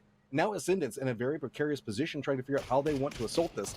Looks like they figured out that the south might be their opportunity, but Shrimsy already has an idea on what's going on, fed that information over. Now Tiggleton's lining up for support. Here is Simply Matt still biding his time. Ascendant's got a big move to make. There's Tiggleton and Shrimsy considering regrouping here, I think.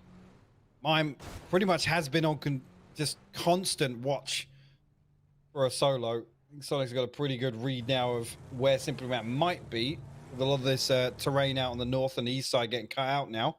Ascendant's actually going to backfill TSM's dip as Sonic's pull away.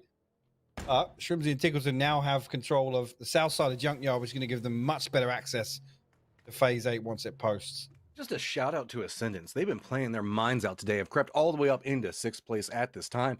Simply Matt, trying to get a couple of scavenge points up for his team right now, has been doing a good job on surviving. Now with everybody on Sonic's moving, he's pretty comfortable in this position. Ascendants do have themselves a little bit of a dip to play as well, so everything's kind of calmed down. Ascendants should have an idea of exactly where Sonic's going to be playing from, but Sonic's very hefty in their defense down to the south right now, seeing if maybe they can try to catch Ascendants if they try to make a move. It's a little bit of a peak battle back and forth, as you can see that Zealot does get a little bit of information on what Sonic's lined up at the time. With this reposition, though, Simply Matt might actually come up in a big way. Is if he pops up from his position and looks just to the south, he should spot out 3 of the members for Sonic's right now that are out in the open based off of his vision. I think Ascendants are actually going to be the ones that have figured out exactly where Simply Matt is. Keep eyeing back over towards that wall on the edge of Junkyard, and you, just as you said, if he does peek up, he can have a hand, he can have a say in this, as he's actually going to get a decent shrink. It's Ascendants really that suffer from this circle posting. Sonic's Ascendant still have really good control of the south side of Junkyard, though. Ascendant's trying so hard, man. They can't catch a circle. They're trying to creep their way forward. Now, what is their play that they've got? Like, Hypoc, if you're in this situation, what do? You know the fact of exactly where the threat is, but how do you get somewhere of value here? I mean, Ascendants should have a good read on the terrain to the east side here, and I want to see them try and reset and find a good ridge to play from, because I don't like the push onto Junkyard. You see, they're potentially considering that. Now, actually, with the way the terrain goes, they might actually have a good opportunity to play towards the star once it posts. Now, Sonic's allowing this to happen. No pressure coming through whatsoever here. This could be a big play from Ascendants. Good shift into point, and they read it perfectly. Sonic's never had vision in any way to get anything out of it. But do note, T-Sock did get left behind. So with this, Sonic's now going to go ahead and try to get H1 back into this position and could find an opportunity. Simply Matt gets spotted out. Is Raven going to go ahead and take him down? That puts us in a clean 4v4 now.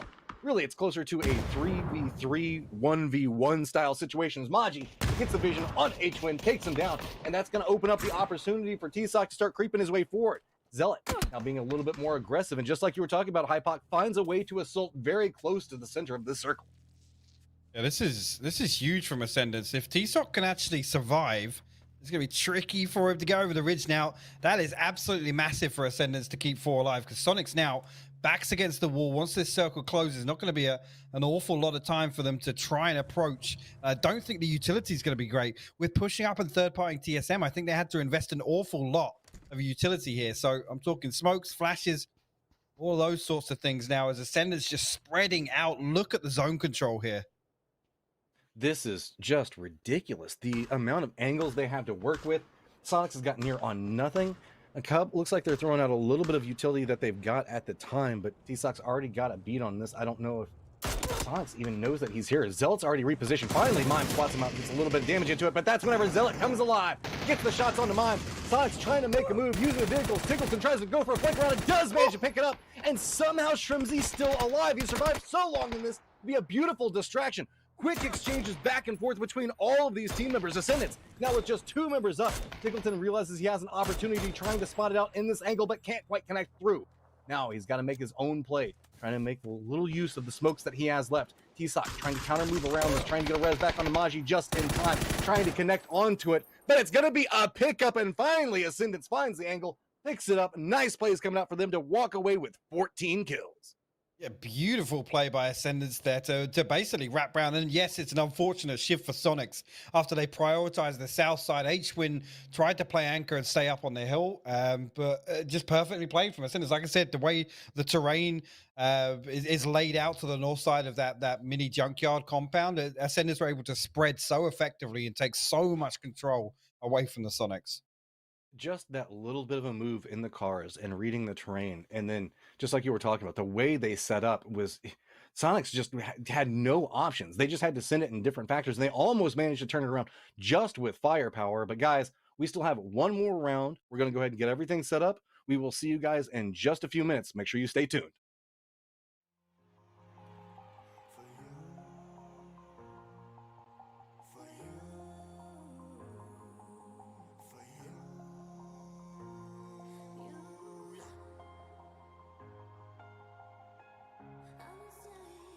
I'm a slave for you.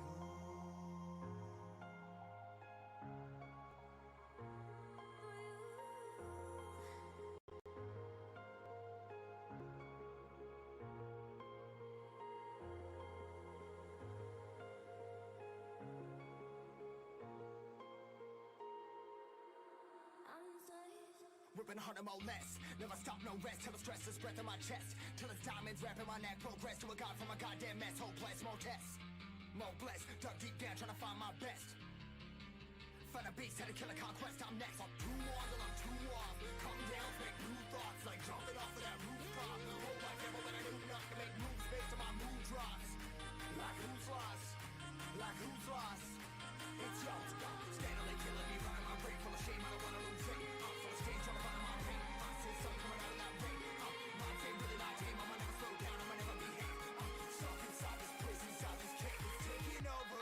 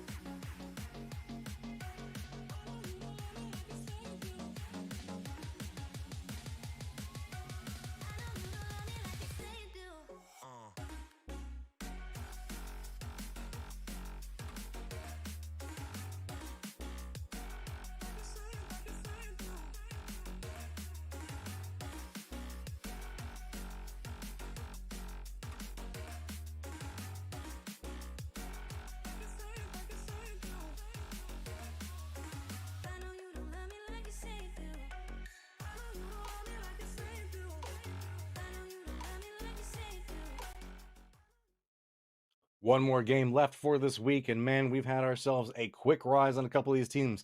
TSM having themselves some phenomenal games working through here, but for me, the story of the day is Ascendance. 24 points in that last round, taking down the Sonics, walking away with 15, and a good set of plays just all day today from Ascendance. Yeah, they've looked really good. I'll be honest, positioning very late and gaining a lot of control. That's been the story of how things have gone, especially on Erangel. This game on Miramar, able to put out so much pressure in the mid game, and kind of find themselves an unorthodox route towards the end. I mean, we were talking about how it's pretty back and forth right now towards the top of the leaderboard, just a couple of points separating out them and Sonic. Sonic's picking up some big points inside that last game. Sure, TSM managed to pick up the kills, but really, when we look back at the leaderboard, yet again, it is a shift by 1 point, putting Sonics in the top spot at the time, sitting on 3 chicken dinners as well. So TSM pretty close back behind that, but realize I'm looking back down through this right now, and there's still an opportunity for Zenith to rise up. There's still more opportunities for Ascendance as they are now tied in 5th place. Yeah, as well. Zenith were actually the point leaders for the day, actually, before that previous round win from Ascendant. So done really well for themselves.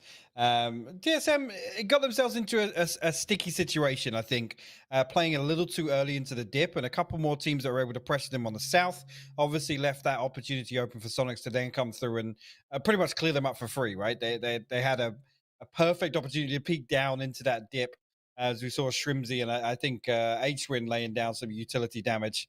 But yeah, it's been tough, really. TSM have got themselves into a couple of spots, I feel, today where they've just not been able to comfortably fight their way out of, which is what we typically see from them. Well, the last game is the epitome of when we see it inside of Battle Royale. It's seeing the opportunities, trusting your teammates, and trying to make a playoff of it. When we're talking about whenever Sonics sent those 2 to the south and stepped up and really assaulted into TSM, and then Sindance kind of caught along that same path, using the train and finding their own opening. Those are the types of plays that we want to see, those heroic moments, and really great shot calling coming out from both teams. Is really, we saw the fact that Sonics regathered into a decent position, but it was the counter move from Ascendance that really set them up into such a beautiful spot. And the way that these games have been going, I just can't wait for this last round, because I have no idea what is in store for us at this point, because we've been seeing crazy circles, just beautiful plays coming through here. And you can see back between these two, look at the damage pumped out between these guys on the day. 60 total points coming up for Ascendance, but look at that damage between these two teams. I thought, damn. Yeah, it's actually crazy. Both been insanely active. I mean, no surprises really on the side of Sonics, but I got to say it again, Ascendance just had an absolutely crazy day so far. To come out, obviously, the 2 chicken dinners as well, but to put up this many kills as well on top of that, just really impressive play all around from them. Well, Ascendance has had themselves one hell of a day, 1 round left. Let's go ahead and start moving into game itself. Can Ascendance keep up their trend? Only 1 point separating out so many of these teams. And towards the top, we've got our last game of the weekend. Who's going to get into a good position?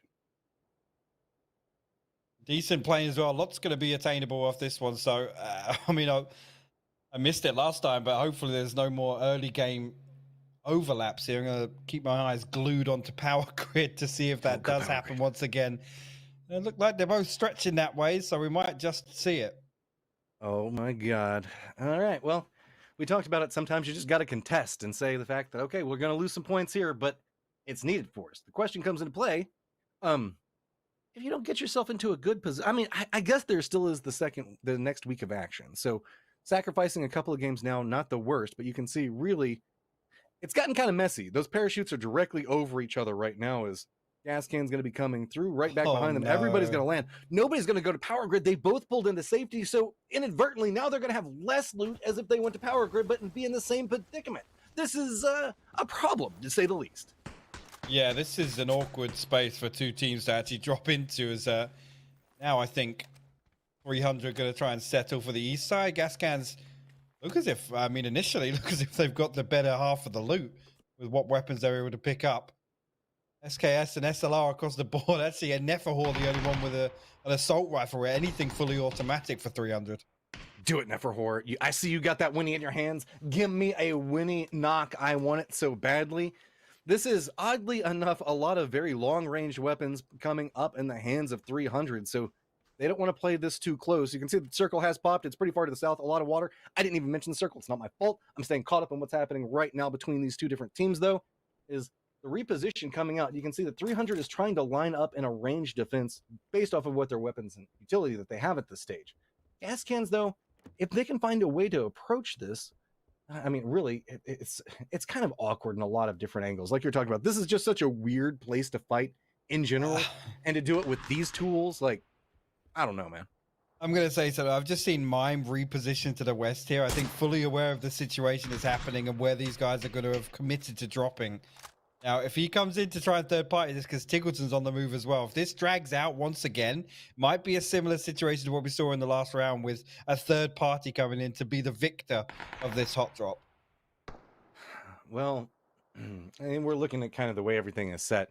Neither team wanting to make a commitment is, it's just, there's kind of like a line of demarcation set up right in between them, and it's going to be the differences between those buildings. Both teams kind of stretching a little bit. Adam's got himself a fun gun as well, but nobody's really popping their head out just quite yet. Everybody's afraid of the range. Never works. You're going to take a little bit of damage. Heikeman's going to find some damage into it. But yep, this is continuing to go, and good old Sonic's getting their loot. You can see him mine popping off in distance. Might find himself his own opportunity, as really Sonics look like they want to referee this fight, in 300 as well as what we see going on with gas cans. Neither one of them has the option to move. They're not in safe zone, so really it's just what Sonics wants to do to them at this stage. Yeah, I don't actually think Adam has a vest or a helmet, so very squishy if they decide to try and team shot him here when he stands still. Obviously, with the Winnie, he's going to be playing pretty slow here, trying to find an angle to get a knock on to 300. That might actually be... That tree is saving his life so hard right now. He's bouncing around. See, this is why you never keep your head still, guys. Oh, if he holds that angle for too long, the tree's not going to protect him anymore. Tig being so freaking patient. Nobody else is moving. I don't even know if he's going to take this shot yet. Is the rest of Sonics aren't even moving. I think that they're waiting for the fight to break. They don't want to start this off because they'll be afraid that both teams will pounce them. Instead, just play it patient. See if these guys, they have to fight. There's no way around it. No vehicles are here.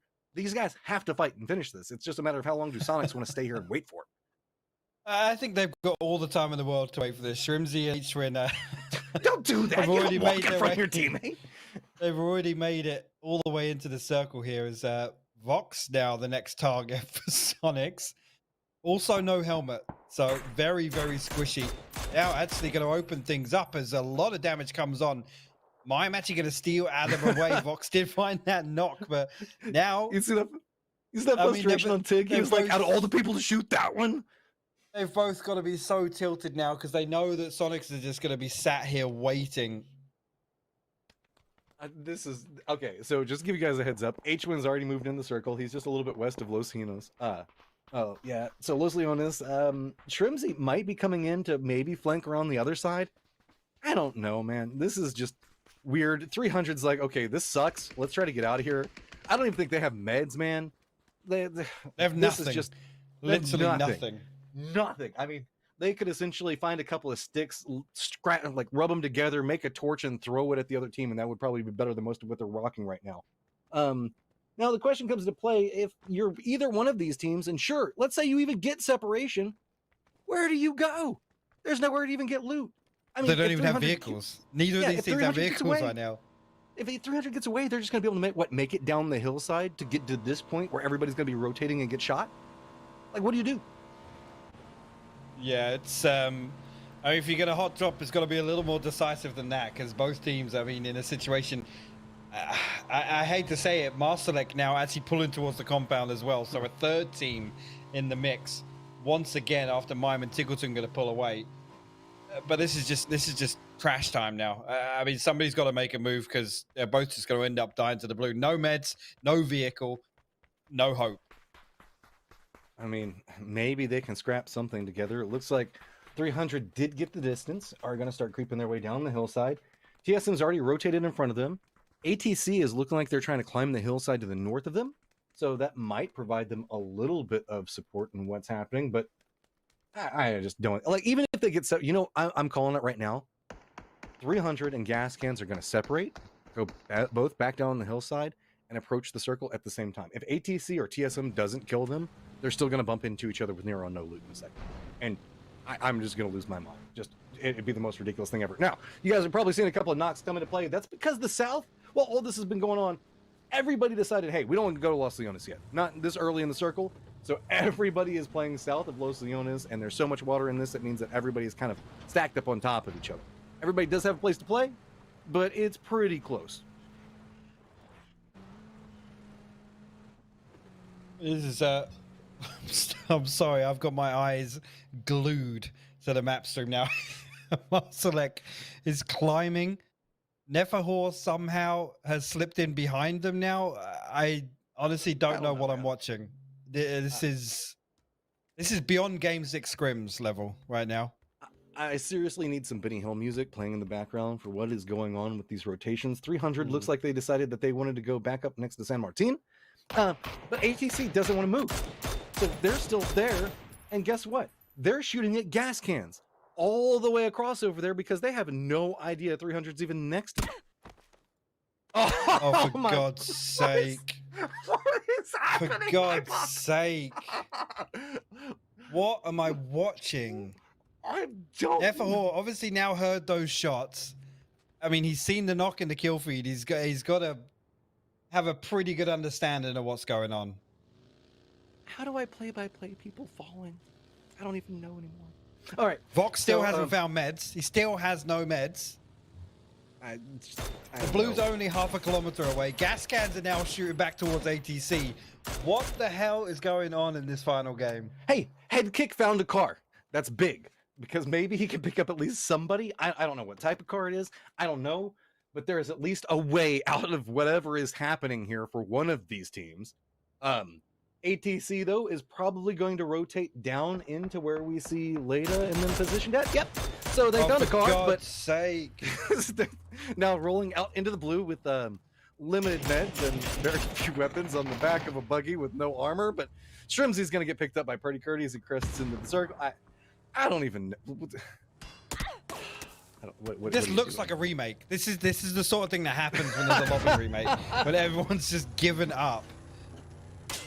Sonic is trying to commit to this, I think, but taking a lot of damage, so going to retreat just a little bit. Tiggs found himself in a super awkward spot. Gonna throw a really nice bounce nade. Alo has to retreat away from that. One hell of a throw coming out there, so TSM has to retreat from the aggression point that they were playing a second ago. Now, do note, TSM is separated out on these different angles. There is a side flank being set up. Luke 12 is off to the side of this. Could find an angle to work with as well. So Sonics has to be very, very careful around this. Looks like they're going to go ahead and hop in the vehicles, realizing it's a little bit too dangerous. Meanwhile, to the east, we should note the fact that Fabled and Keck W are bumping into each other. Fry's going to go and take out Simply Matt. But that's, I don't know. Gas cans at least got separated away. Vox is still alive in San Martin. The buggy of Destiny for 300 is still rolling to the south. ATC is just in between it all. Circles popped. It's gone west. Lots of teams to the east have to move. What happens next time? I don't know. There's still like 15 players outside the circle on the north and Keck W over on the northeast. I'm pretty sure most of these players Heikeman right now is foot rotating past Picardo for this circle. Nikos and Oldless still up at Power Grid. I don't know the mid situation for any of these guys, but try and keep on board with it, what's actually going on in the circle. But effectively right now it's a 45 player lobby 10 minutes in. Yeah, because here's what's going on that other fight. Is Hella decided not to come in. Gonna go for a spray on this one, and gonna go ahead and cross the top of the hill, and Wallace got damage in. That was about it. The other members of Keck W probably going to avoid this approach angle now, as it looks like they're shifting to the east and gonna go ahead and probably rotate around Porto Paraiso. Means that they're gonna eat some of that tasty blue, but Sneak Attack should have himself an angle to work with. Gets those shots, and so that reposition coming off of the Hella shots gonna be beneficial. Pick up at least one kill for this, so Fabled's gonna have to figure out how long they want to stay. ATC stopped in Picado, and is doing. Of course they did. And I don't know what. Gas cans is still rotating next to them. The circle's moving again already. Vox is still in San Martin. Gas cans are still. Can we call this rotating? I don't know if we can. Oldless has found himself a Bronco. I want to know how many meds these guys have got between them, because Heikeman was foot rotating. Nikos has now just regrouped with him. It should somehow. I don't know how these two members of 300 have managed to find their way in. just keep in mind that TSM and Sonics are our two northernmost teams. So once these guys make it into zone, if they try to go anywhere to try to find loot, they're gonna die. And Marslick got laid up and flushed him. I feel bad for our observers, guys.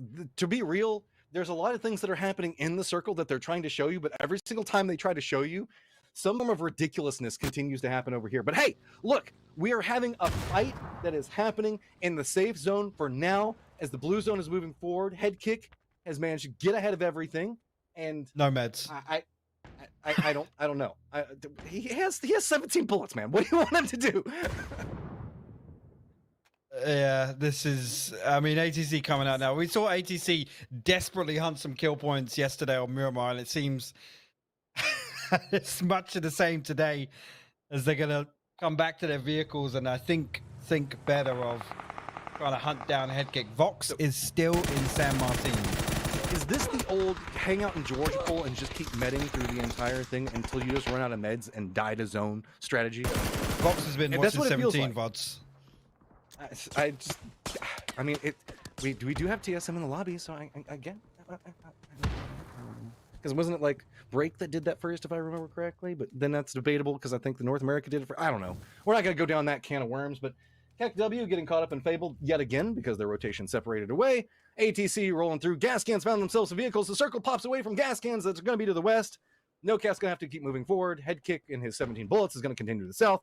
ATC is never, ever going to see the safety of a zone, it feels like, because as they make their approach, guess what? They've got No Cap, they've got Sonics, and then they have Gas Can. Can you imagine if Gas Cans ends up killing ATC as they approach this? That would be fantastic. Almost poetic.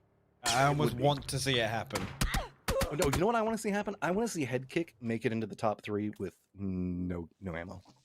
Just snake his way in there. Just sure. Just role play his way into phase 8. So, all right, what is going on in the circle? Let's talk about that for a second, because we're going to finally leave the drama to the north to its own devices. Zenith is pretty much centered up. They've got a lot of control in there. To the north of them is going to be where TSM is at. To the west of them is going to be Rumblers. Gravity is going to be the east. Keep in mind where all these teams that we're talking about going on to the north are going to be approaching is going to be Sonic's position. But you can see the True Sight has themselves a little bit of control to the south, and it's going to be where Veritas could be rotating from, as well as at least one of the members for KEKW as they have to rotate away. Vox, just keep looking for meds, bro. That's your good. You gotta respect this. You gotta respect this. I mean, it's a safety play. He's got 3 first aid kits. Yeah, sure. I see you in Los Leones, dude.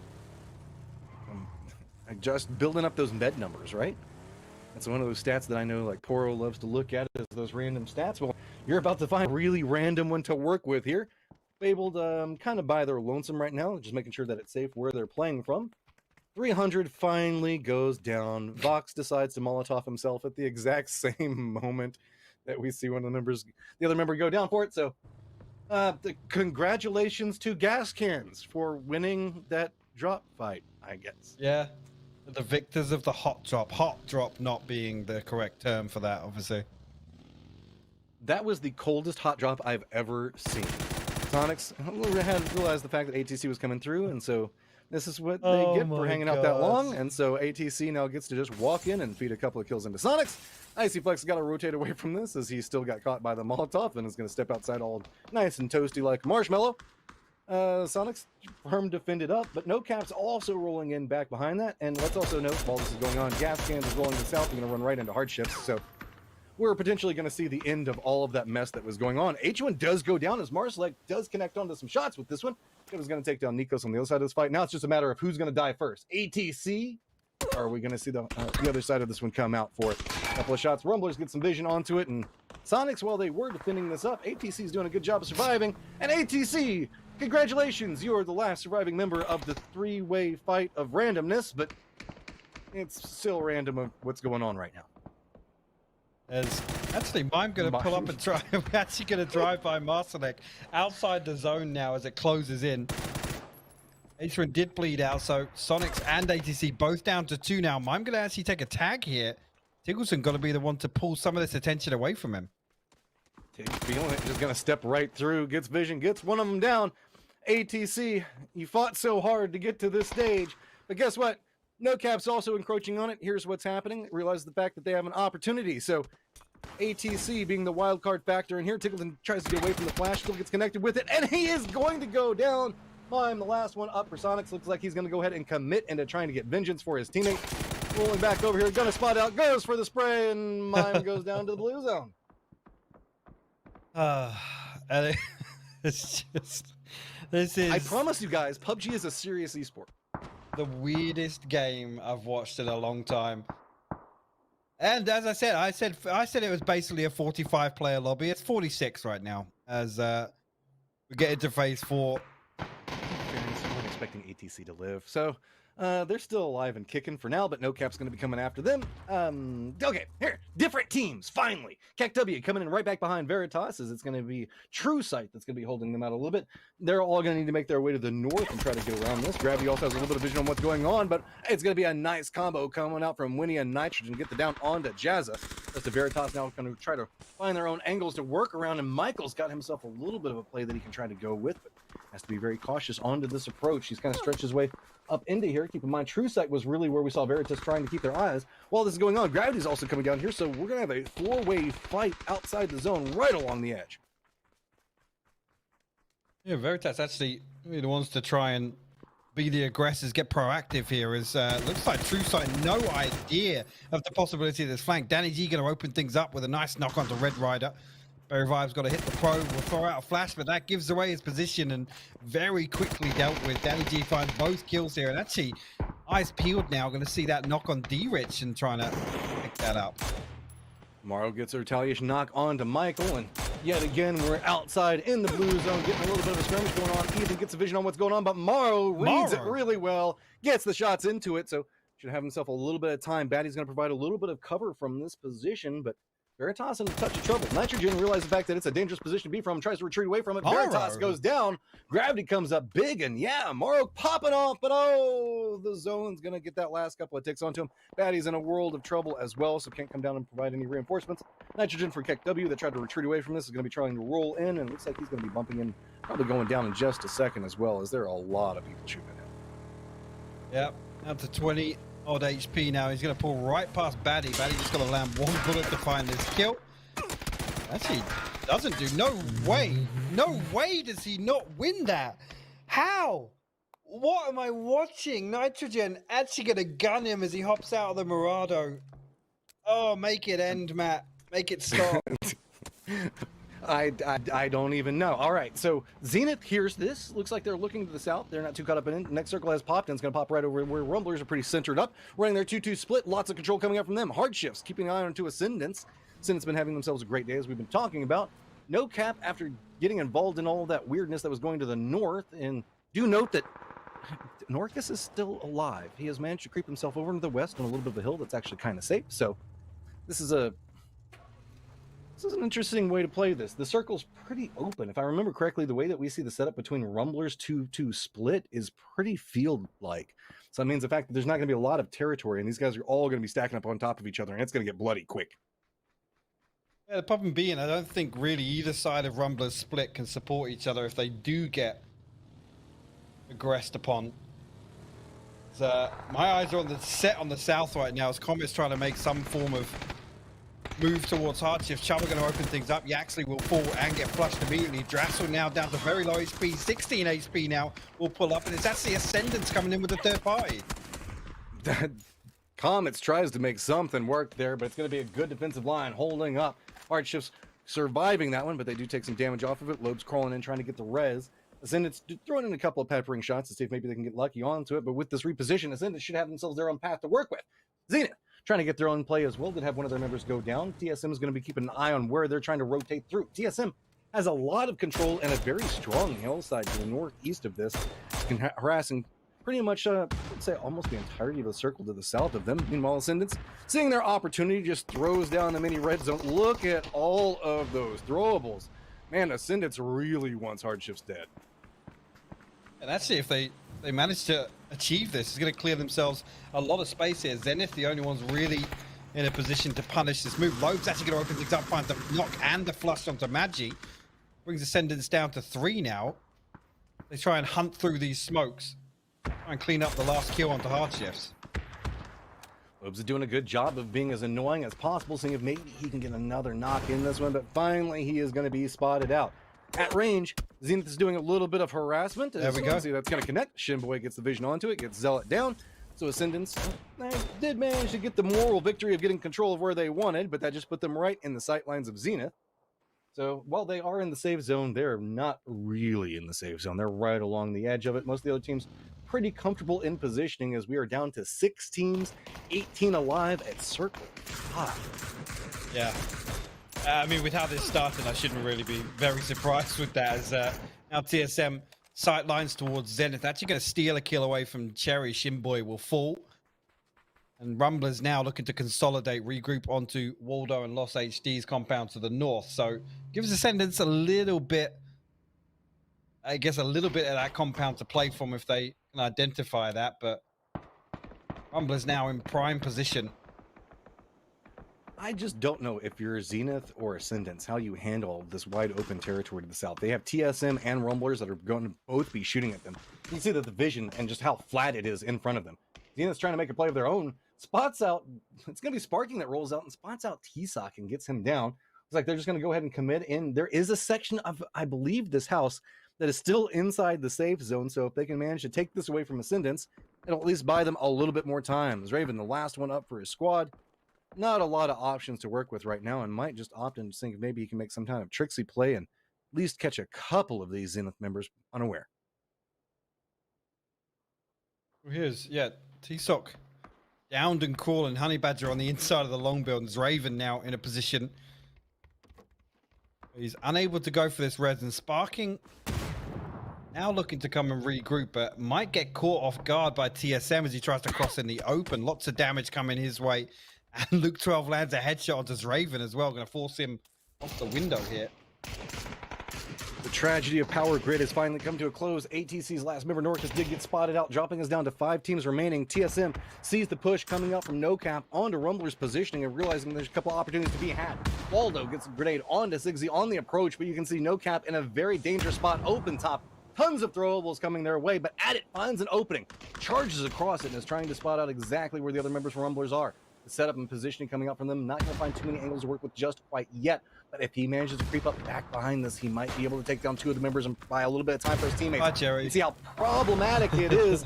Not a lot of options to work with the time Ascendance Esports does go down. That means the fact that it's really just Zenith to the south and whatever's happening here right now. And actually TSM coming in and throwing some more utility inside the compound here. No Cap got to stabilize. They obviously did get that knock and a flush onto Cherry with the Molotov. Looks like Rumblers will pull away after taking an early casualty in the engagement. And now TSM actually spread out and able to punish anybody that looks out on either side of this compound. Everybody's got their own control points to play for now, so it's getting a little bit more calm. No Cap got control of what they wanted. Rumblers willing to give it to him at the cost of one of their members retreating away. TSM still sitting at 4, the only still 4-member squad alive at the time. Sitting on 5 kills, and you know that they want way more than that. New Circle is going to reveal how this plays through as Honey Badger is trying to get a little bit more information. Figures the Circle is going to go north, and it does. TSM is going to have to move a little bit. Zenith's going to have to move quite a lot. So Rumblers got an eye on their positioning, and TSM also has an eye on their positioning. And guess what? No Cap's also looking at Zenith. So Zenith, time to make some miracles happen, because boy, you got everybody in the world that's about to start shooting at you. No Cap's at it, taking some shots. Luke 12's taking some shots. They got some smokes down, but man, that's going to be a long smoke wall if they're going to try to make it to safety. Yeah, it's a tricky cross to say the least. Is actually going to get all the way up onto the edge of the safe zone and find themselves a little bit of a ridge to sit behind for the time being. Now TSM, I guess, faced with crossroads here. Now, do they come down and try and force their way onto the concrete and potentially risk getting third party by Rumblers, who have reset back to both long buildings here? But nothing really for TSM to play on the outside. I mean, you could play somebody towards the other side of the road in an off angle, but you got to take a vehicle over there, and it's a very risky cross. Well, if they even wanted to play to the south, they can't just do those last couple of members for Zenith. Luke 12 is still just trying to keep an eye there, and maybe if he can hit some shots, that would open up the capabilities to like move down the hillside and counterflank around this a little bit. But They just don't have the options and movement right now. Most of the players for No Cap and Rumblers are playing to the south, so there's a touch of an opportunity to the north. TSM might be getting a little bit of a read of that, as that's where they're starting to put most of their power at. No Cap's Minox spots out that rotate coming in with the vehicle, and Alo just lands around on Ploob. This is why you got to be afraid of TSM. Sure, the name might have changed, but we all know when it comes to throwables, these guys are hellacious. They will murder you so quick with them. No Cap trying to get a little bit of a recovery going on. Rumblers, here's what's going on. Now starting to send a lot of their resources the same direction. The toss coming up just to make sure that it's safe. Bouncing into position. No aggression coming through, but look at Luke 12 just running right in. 3 members coming up right back behind him. Molotovs landing into position. No Cap is in a lot of trouble. As you can see, it is all about TSM wanting to take this position and not a lot of options. No Cap might have a little bit of a read on what's going on. And finally, TSM has to stall out their aggression. Actually, the knock on the ground floor. Luke 12 going to find Adit now and the flush. Penta just holding on in case anybody tries to get aggressive from upstairs. Now some more utility invested. Ploob as well on the ground floor. Going to find a knock and a flush onto Kurt. TSM will lose one. Quickly dealt with though. Traded back out. Halo. Oh no. It didn't. It's not the worst. They'll have time to get a res. Really, No Cap doesn't have the capabilities. It's just Minox. They don't want to commit into this and run down there, but good job on Penta for holding the angle to make sure to protect a dominance play, we will say, just to make sure and let the other players on your team know who's in charge. Rumblers still keeping an eye on Zenith, so you can see it's gotten a little bit interesting to say the least, as the circle has popped very far away from Zenith. We seldom somehow find a way to get to safety, but can they do it again? Minox, though, on the other side, see, not so safe. Trying to figure out how he wants to play this one through. Gonna run through, gets one of them down, but quick follow-up coming up from Penta. Should be able to keep Luke 12 up, and there you go. Rez is stabilizing. Rumblers not making a play as they're still eyeing Zenith's position instead of TSM. Yeah, Rumblers not wanting to mess with the third party at all. Instead, focusing on trying to secure these kill points and I guess the extra placement point here of eliminating Zenith. Surprisingly enough, still have smokes available here. Barking actually gets an open angle on the side of that smoke, but no damage goes onto Lost HD. Just got to run the clock down here, but this gives TSM an opportunity to potentially overwhelm Valley 8 in the long building here. There is a drop-off on this angle, and if Zenith has enough smokes, they might be able to just creep up to this hillside, denying sightlines for Rumblers and find an opportunity. So kudos, last 2 members up for Zenith. They're finding more and more work coming out from this, and Rumblers are having to dedicate so many resources to keeping an eye on it. Waldo gets himself a sneaky angle, but Honey Badger, what? Finds the angle onto him, takes him down. Rumblers don't have to defend this. Molotov's coming through. You can see TSM starting to approach the other side. TSM getting up on top of the longhouse, trying to get more control over this. They're going vertical, trying to make sure that they get control of everything that's going on. Rumblers couldn't take this option a second ago, and TSM, man, they are starting to choke this one as Rumblers are going to have very few options. Zenith, while they are getting close, also going to have very limited options. This is brutal, actually, from TSM, getting themselves into a really, really nice spot on top of both buildings. Luke now just able to move through and clear. And actually, I think has a good idea. Yeah, we're going to find Sparky on the outside and going to know that Honey Badge is out there as well. Luke 12 comes over. They deal with Zenith very quickly. 10 kills on the board for TSM now. So with this, TSM in a strong position, but Luke 12 goes down. Valley 8 spots him out, holding down the opposite longhouse. So we're getting a little bit of a moment of options. So Rumblers now have the numbers advantage to play from. Penta still playing the other side of this, the way that we see the circle set up. It's actually pretty close to Alo's positioning and where all of this might end. So with this, Alo's kind of playing the low ground, seeing if anybody's going to be approaching from Rumblers. This is going to be a tight fight, 3v2 lined up at the time. But high ground advantage still favoring Penta's positioning. If he can get a knock or at least good vision on what's about to happen, he can feed that over to Alo, and they can really unlock this last couple of fights. Valley 8 getting a little bit more crafty with his peaks. Looks like he has an idea on what's going on with Penta. They go and throw the flashbang, but Penta has a read on it. Beautiful play off of that one. That's exactly how you want to play that high ground point. Yep.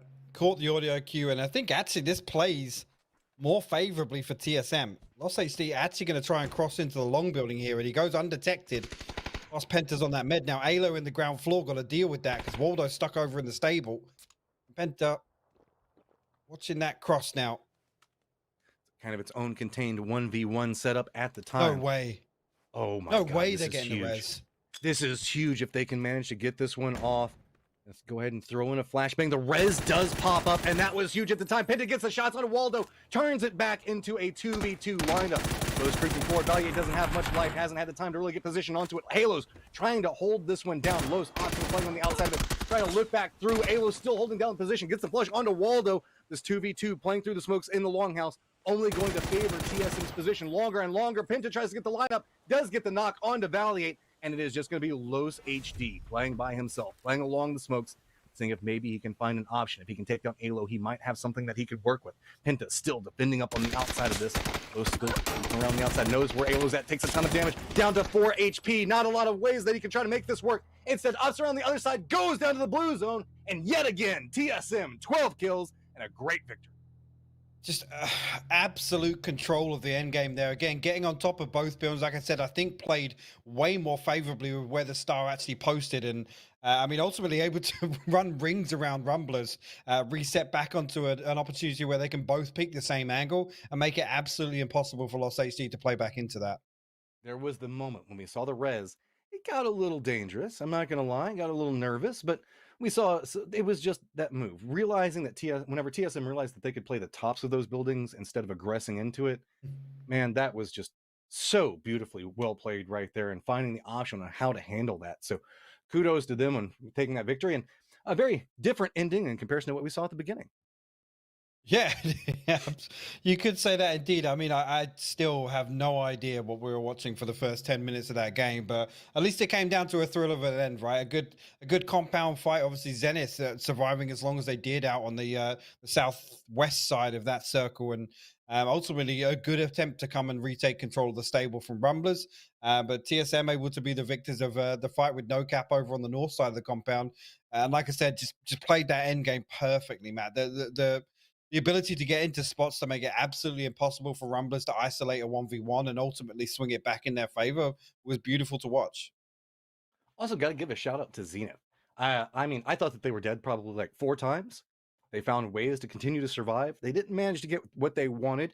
I almost feel so bad because like Zenith made their approach, and you can see that they finally made it to the house, and they're like, "We're here, safety." And then TSM just looks down and plop, takes them out at that point. That's almost worse than if they had died out in the field a long time ago. After all the struggle to finally get there, have it taken away from them. That's just cruel, man.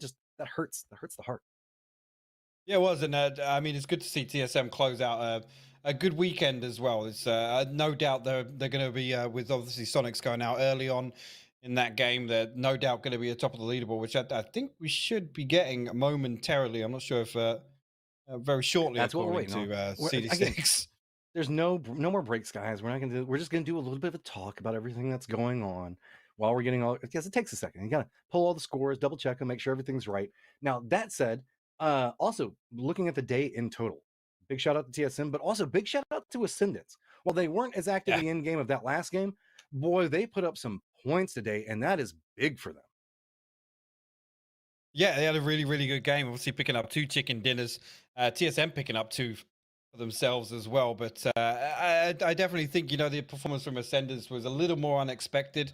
I think coming in just before the last game, they'd already got themselves up to 60 points on the day, which is, we're considering TSM posted 72 on day 1. Just puts it in perspective of how solid a day they had. What I'm caught up in is how close this leaderboard was coming in. We still have a whole another week of play, but it was neck and neck. Finally getting leaderboards coming through off of that last round. I was going to say, going to be TSM walking away at that 22 points, and that's going to finally give them a little bit of distance away from Sonics, sitting on 3 inside that last round. Zenith Esports, Rumblers, and Ascendants all getting some very needed points, but then back behind that, No Cap, Hardships, and Veritas as well as any trolls in chat picking up those points could be quite pivotal as well. Yeah, well, it's good to see Zenith be rewarded for that kind of heroic effort, especially rounding off their day. Also, a good day, really coming into this one. It was about 50 points on the day for them as well, so a good average across both groups for them. I just noticed something. For all of what we saw at the beginning, Guadalajara gas cans and 300, neither one got a kill. Yeah. Neither of them. Well, technically, Vox got a knock. It was just stolen by Sonics. So it nearly got a kill if we can give him that one. I mean, and we're not trying to disrespect either one of these two teams. Whenever you're trying to vie for position, both of them decided to not drop Power Grid, and that's what led to the mess that happened. And then it was just everybody else coming around and harassing them. Any trolls in chat and Sonic's both harassing at very pivotal times. But I know everybody has their eyes drawn to the overall leaderboard, and I know that that's where I want to look as well. So let's take a look. After the first week of action, TSM at 131 points, 3 chicken dinners, but nipping at their heels, 3 chicken dinners as well is going to be Sonic's at 113. Yeah, again, no real surprises here. The top three, and actually, you could say the top four as well. With Zenith, obviously, a little bit of a roster reshuffle and looking really, really good here in the first 3 games of 3 days of play. Those couple of points for any trolls in chat manages to put them tied up with Afromaniacs. TAC 8 as 7th place is very contested at the time. Dodge just a couple of points back behind them, but note, Ascendant still on the rise, starting to get right up back behind Zenith, and if Zenith had managed to pick up just one more point, would have been tied up in 3rd place. The other side of this, remember the fact that we still have 3 more days of action. That's going to be Friday, Saturday, and Sunday, guys. So if your team is not in, Wednesday, Thursday, wait, did we shift? Oh, okay. A little bit of a switch up inside of dates off of that one. So we'll take a quick look at it as it makes its way forward. It's Tuesday, Wednesday, and Thursday. My apologies, guys. The schedule. Dude, it's COVID times. I don't know when Monday is anymore. Don't hate me for that. I can't even remember the days of the week, so I'm glad you covered that one for me. I don't even know what month it is anymore. I'll be real. I just show up whenever somebody messages me and say, hey, you got a cast today, man. But I do want to give a shout out to Ascendant because I think it was 21 points on the day in A versus C lobby previously. So again, to finish up here with 90 on the week and 2 chicken dinners to boot, really, really good performance from them. A couple of standout performances individually as well. A couple of these guys really, really stepping up. I mean, Zelot and Maggi in particular for me have been personal highlights. Yeah, I mean, when we're looking through this, we've seen a lot of these newer players, or I wouldn't even say newer players, but like players that have been around and haven't had their opportunity to shine. Today and this weekend in general, we've seen a lot of opportunities come up for them. So looking at Ascendance Esport, just whenever we were talking about this Raven, Zealot, Maji, T-Sock, these guys have been around for a while. But whenever we see them play like this, that is absolutely phenomenal. When we look at the positioning coming out, kill points, all things considered, and placement points, today was so hefty for them. If they can continue to replicate this, they're well on their way to making it to the grand finals. Yeah, they are. And actually, shout out Raven. That's surprising actually to see him averaging 1.6 as well. I just shout out Zelot and Maggi and the leaders in the ADR for the team, but it's Raven as well putting up a 1.6. That's crazy. These guys firing on all cylinders right now. Just phenomenal and cannot wait to see. There's so many change-ups that have been going through. We have TSM re-emerging, picking up shoot to kill, making it a little bit more feisty. You can see Penta up at the top of it, and boy, this has got a lot of TSM at the top. Luke 12 nipping and Azil's back behind them. Snakers just 1 kill back behind, showing up for Oath. Then Afromaniacs, Greg shot GG at 20 and Kickstart back behind there. Only 3 teams in our top 5 killers. Yeah, it was a surprise yesterday, sorry, to see Afromaniacs represented in the kills leaderboard. But Greg Shaw had himself a fantastic day. I mean, Afromaniacs in general, they were very, very proactive through the mid game in hunting out kill points, and they got them into the end game quite a few times as well. So shout out Greg Shaw, really, really stepped things up yesterday. I just hope, again, newer teams. That's what we love to see at this stage. Because let's be real, we've been doing PUBG Esports for a while. Whenever we're looking through the start, all the way back to IM Oakland, into the NPL, into the PCS series that we're moving to. This is the 2nd year of PCS, whenever you look at it. And we're still having new teams merge together, pick up players that have been around, finding new players, and finding ways to excel. And that's what you just love to see in longevity for an esport. Looking now over at Damage. No surprise whenever we're looking at kills, but a new team arises. Actually, 2 new teams arise, Hypoc. Yeah, Honey Badger just getting into the final spot there in 5th place. But Sonic's obviously not represented on the kills, but are represented here on the damage with Tiggleton and Shrimsy. But no surprises. The top 2, Luke 12 and Penta. And I got to shout out again, man. Penta stepped into this roster, obviously a high-profile roster change, and has really delivered post PGIS for me. He's been a personal highlight. It's great to see him back at the top once again. See, everybody says the fact that I'm Drassel's dad. I'm Penta's dad, too. Love to see him succeed. Makes me happy. So Penta coming up big ways for everything that TSM's got to offer. So let's take a quick look now at assists. It was a fun little side look at. And boy, there's a lot of assists popping off for TSM, but also finally Ascendance and Spicy Fish making an appearance. Yeah, so Roth still represented there as obviously just going through each one of the bounties here. Obviously, these are awarded as the prize pools throughout the group stage as well. So, only reason we're checking in with them is $50, as CD6 has said. These ones are, but 250. Sorry. So I gotta say, at this stage, I think that TSM's gotta be kind of enjoying their new investment into shoot to kill, because at the top of every single one of these charts, as we're working our way through it, TSM sitting comfortably, but Sonic's still finding opportunity upon opportunity. But man, if you had told me that Ascendance Esports was going to be in third place, back behind TSM and Sonic's moving into this, I'll be honest, I would have been surprised. But these guys have thoroughly impressed me, as well as Team Eternity, Oath coming in right back behind them with one chicken dinner. There's probably a couple others tied in that fifth place position, but Oath probably has the kills to get them in that top spot. It was Eternity actually had a similar day to Ascenders, to be honest. You obviously stringing together a couple of wins, but obviously expect there to be a little bit of movement, obviously, as we come into the last 3 days throughout this week upcoming. But obviously, nice to check in for, I guess, future stages on the winner chicken dinner count. Well, that brings everything to a close. We've gone through the stats, got yourselves the leaderboard, gone through all the action for the day. So, Hypoc, you got any closing thoughts before we start to send our way for the end of the day? No real surprises for me in the first 3 days. I'm excited now, halfway through the group stages, and a little bit of a gap starting to formulate in the middle of the board here. So, going to be interesting to see really that cutoff towards the last chance qualifiers. I just want to give a shout out to all of the players throughout this weekend. They have put on an awesome show. Make sure if you guys are enjoying this, you tune back in Tuesday, Wednesday, and Thursday. Don't be like me and think that it's going to be Friday, Saturday, and Sunday again. Tuesday, Wednesday, Thursday. More action. Make sure you stay tuned in for that one, because we will be back in just like a day or two. It's not going to be that long. So you're going to be able to get more of your PUBG fix very quickly. So with this, guys, I want to say thank you so much for tuning in. Thank you to CD6 for setting up everything, because he's got all of this set up and makes it such a beautiful show. So appreciate him so much. All the other casters have been casting through this week. Really, pretty much every one of Hypoc's casters partners, because you've been casting every single one, just having a new rotating door of casters making your way through. So with this, guys, thank you so much for tuning in, and we will see you in just a few days.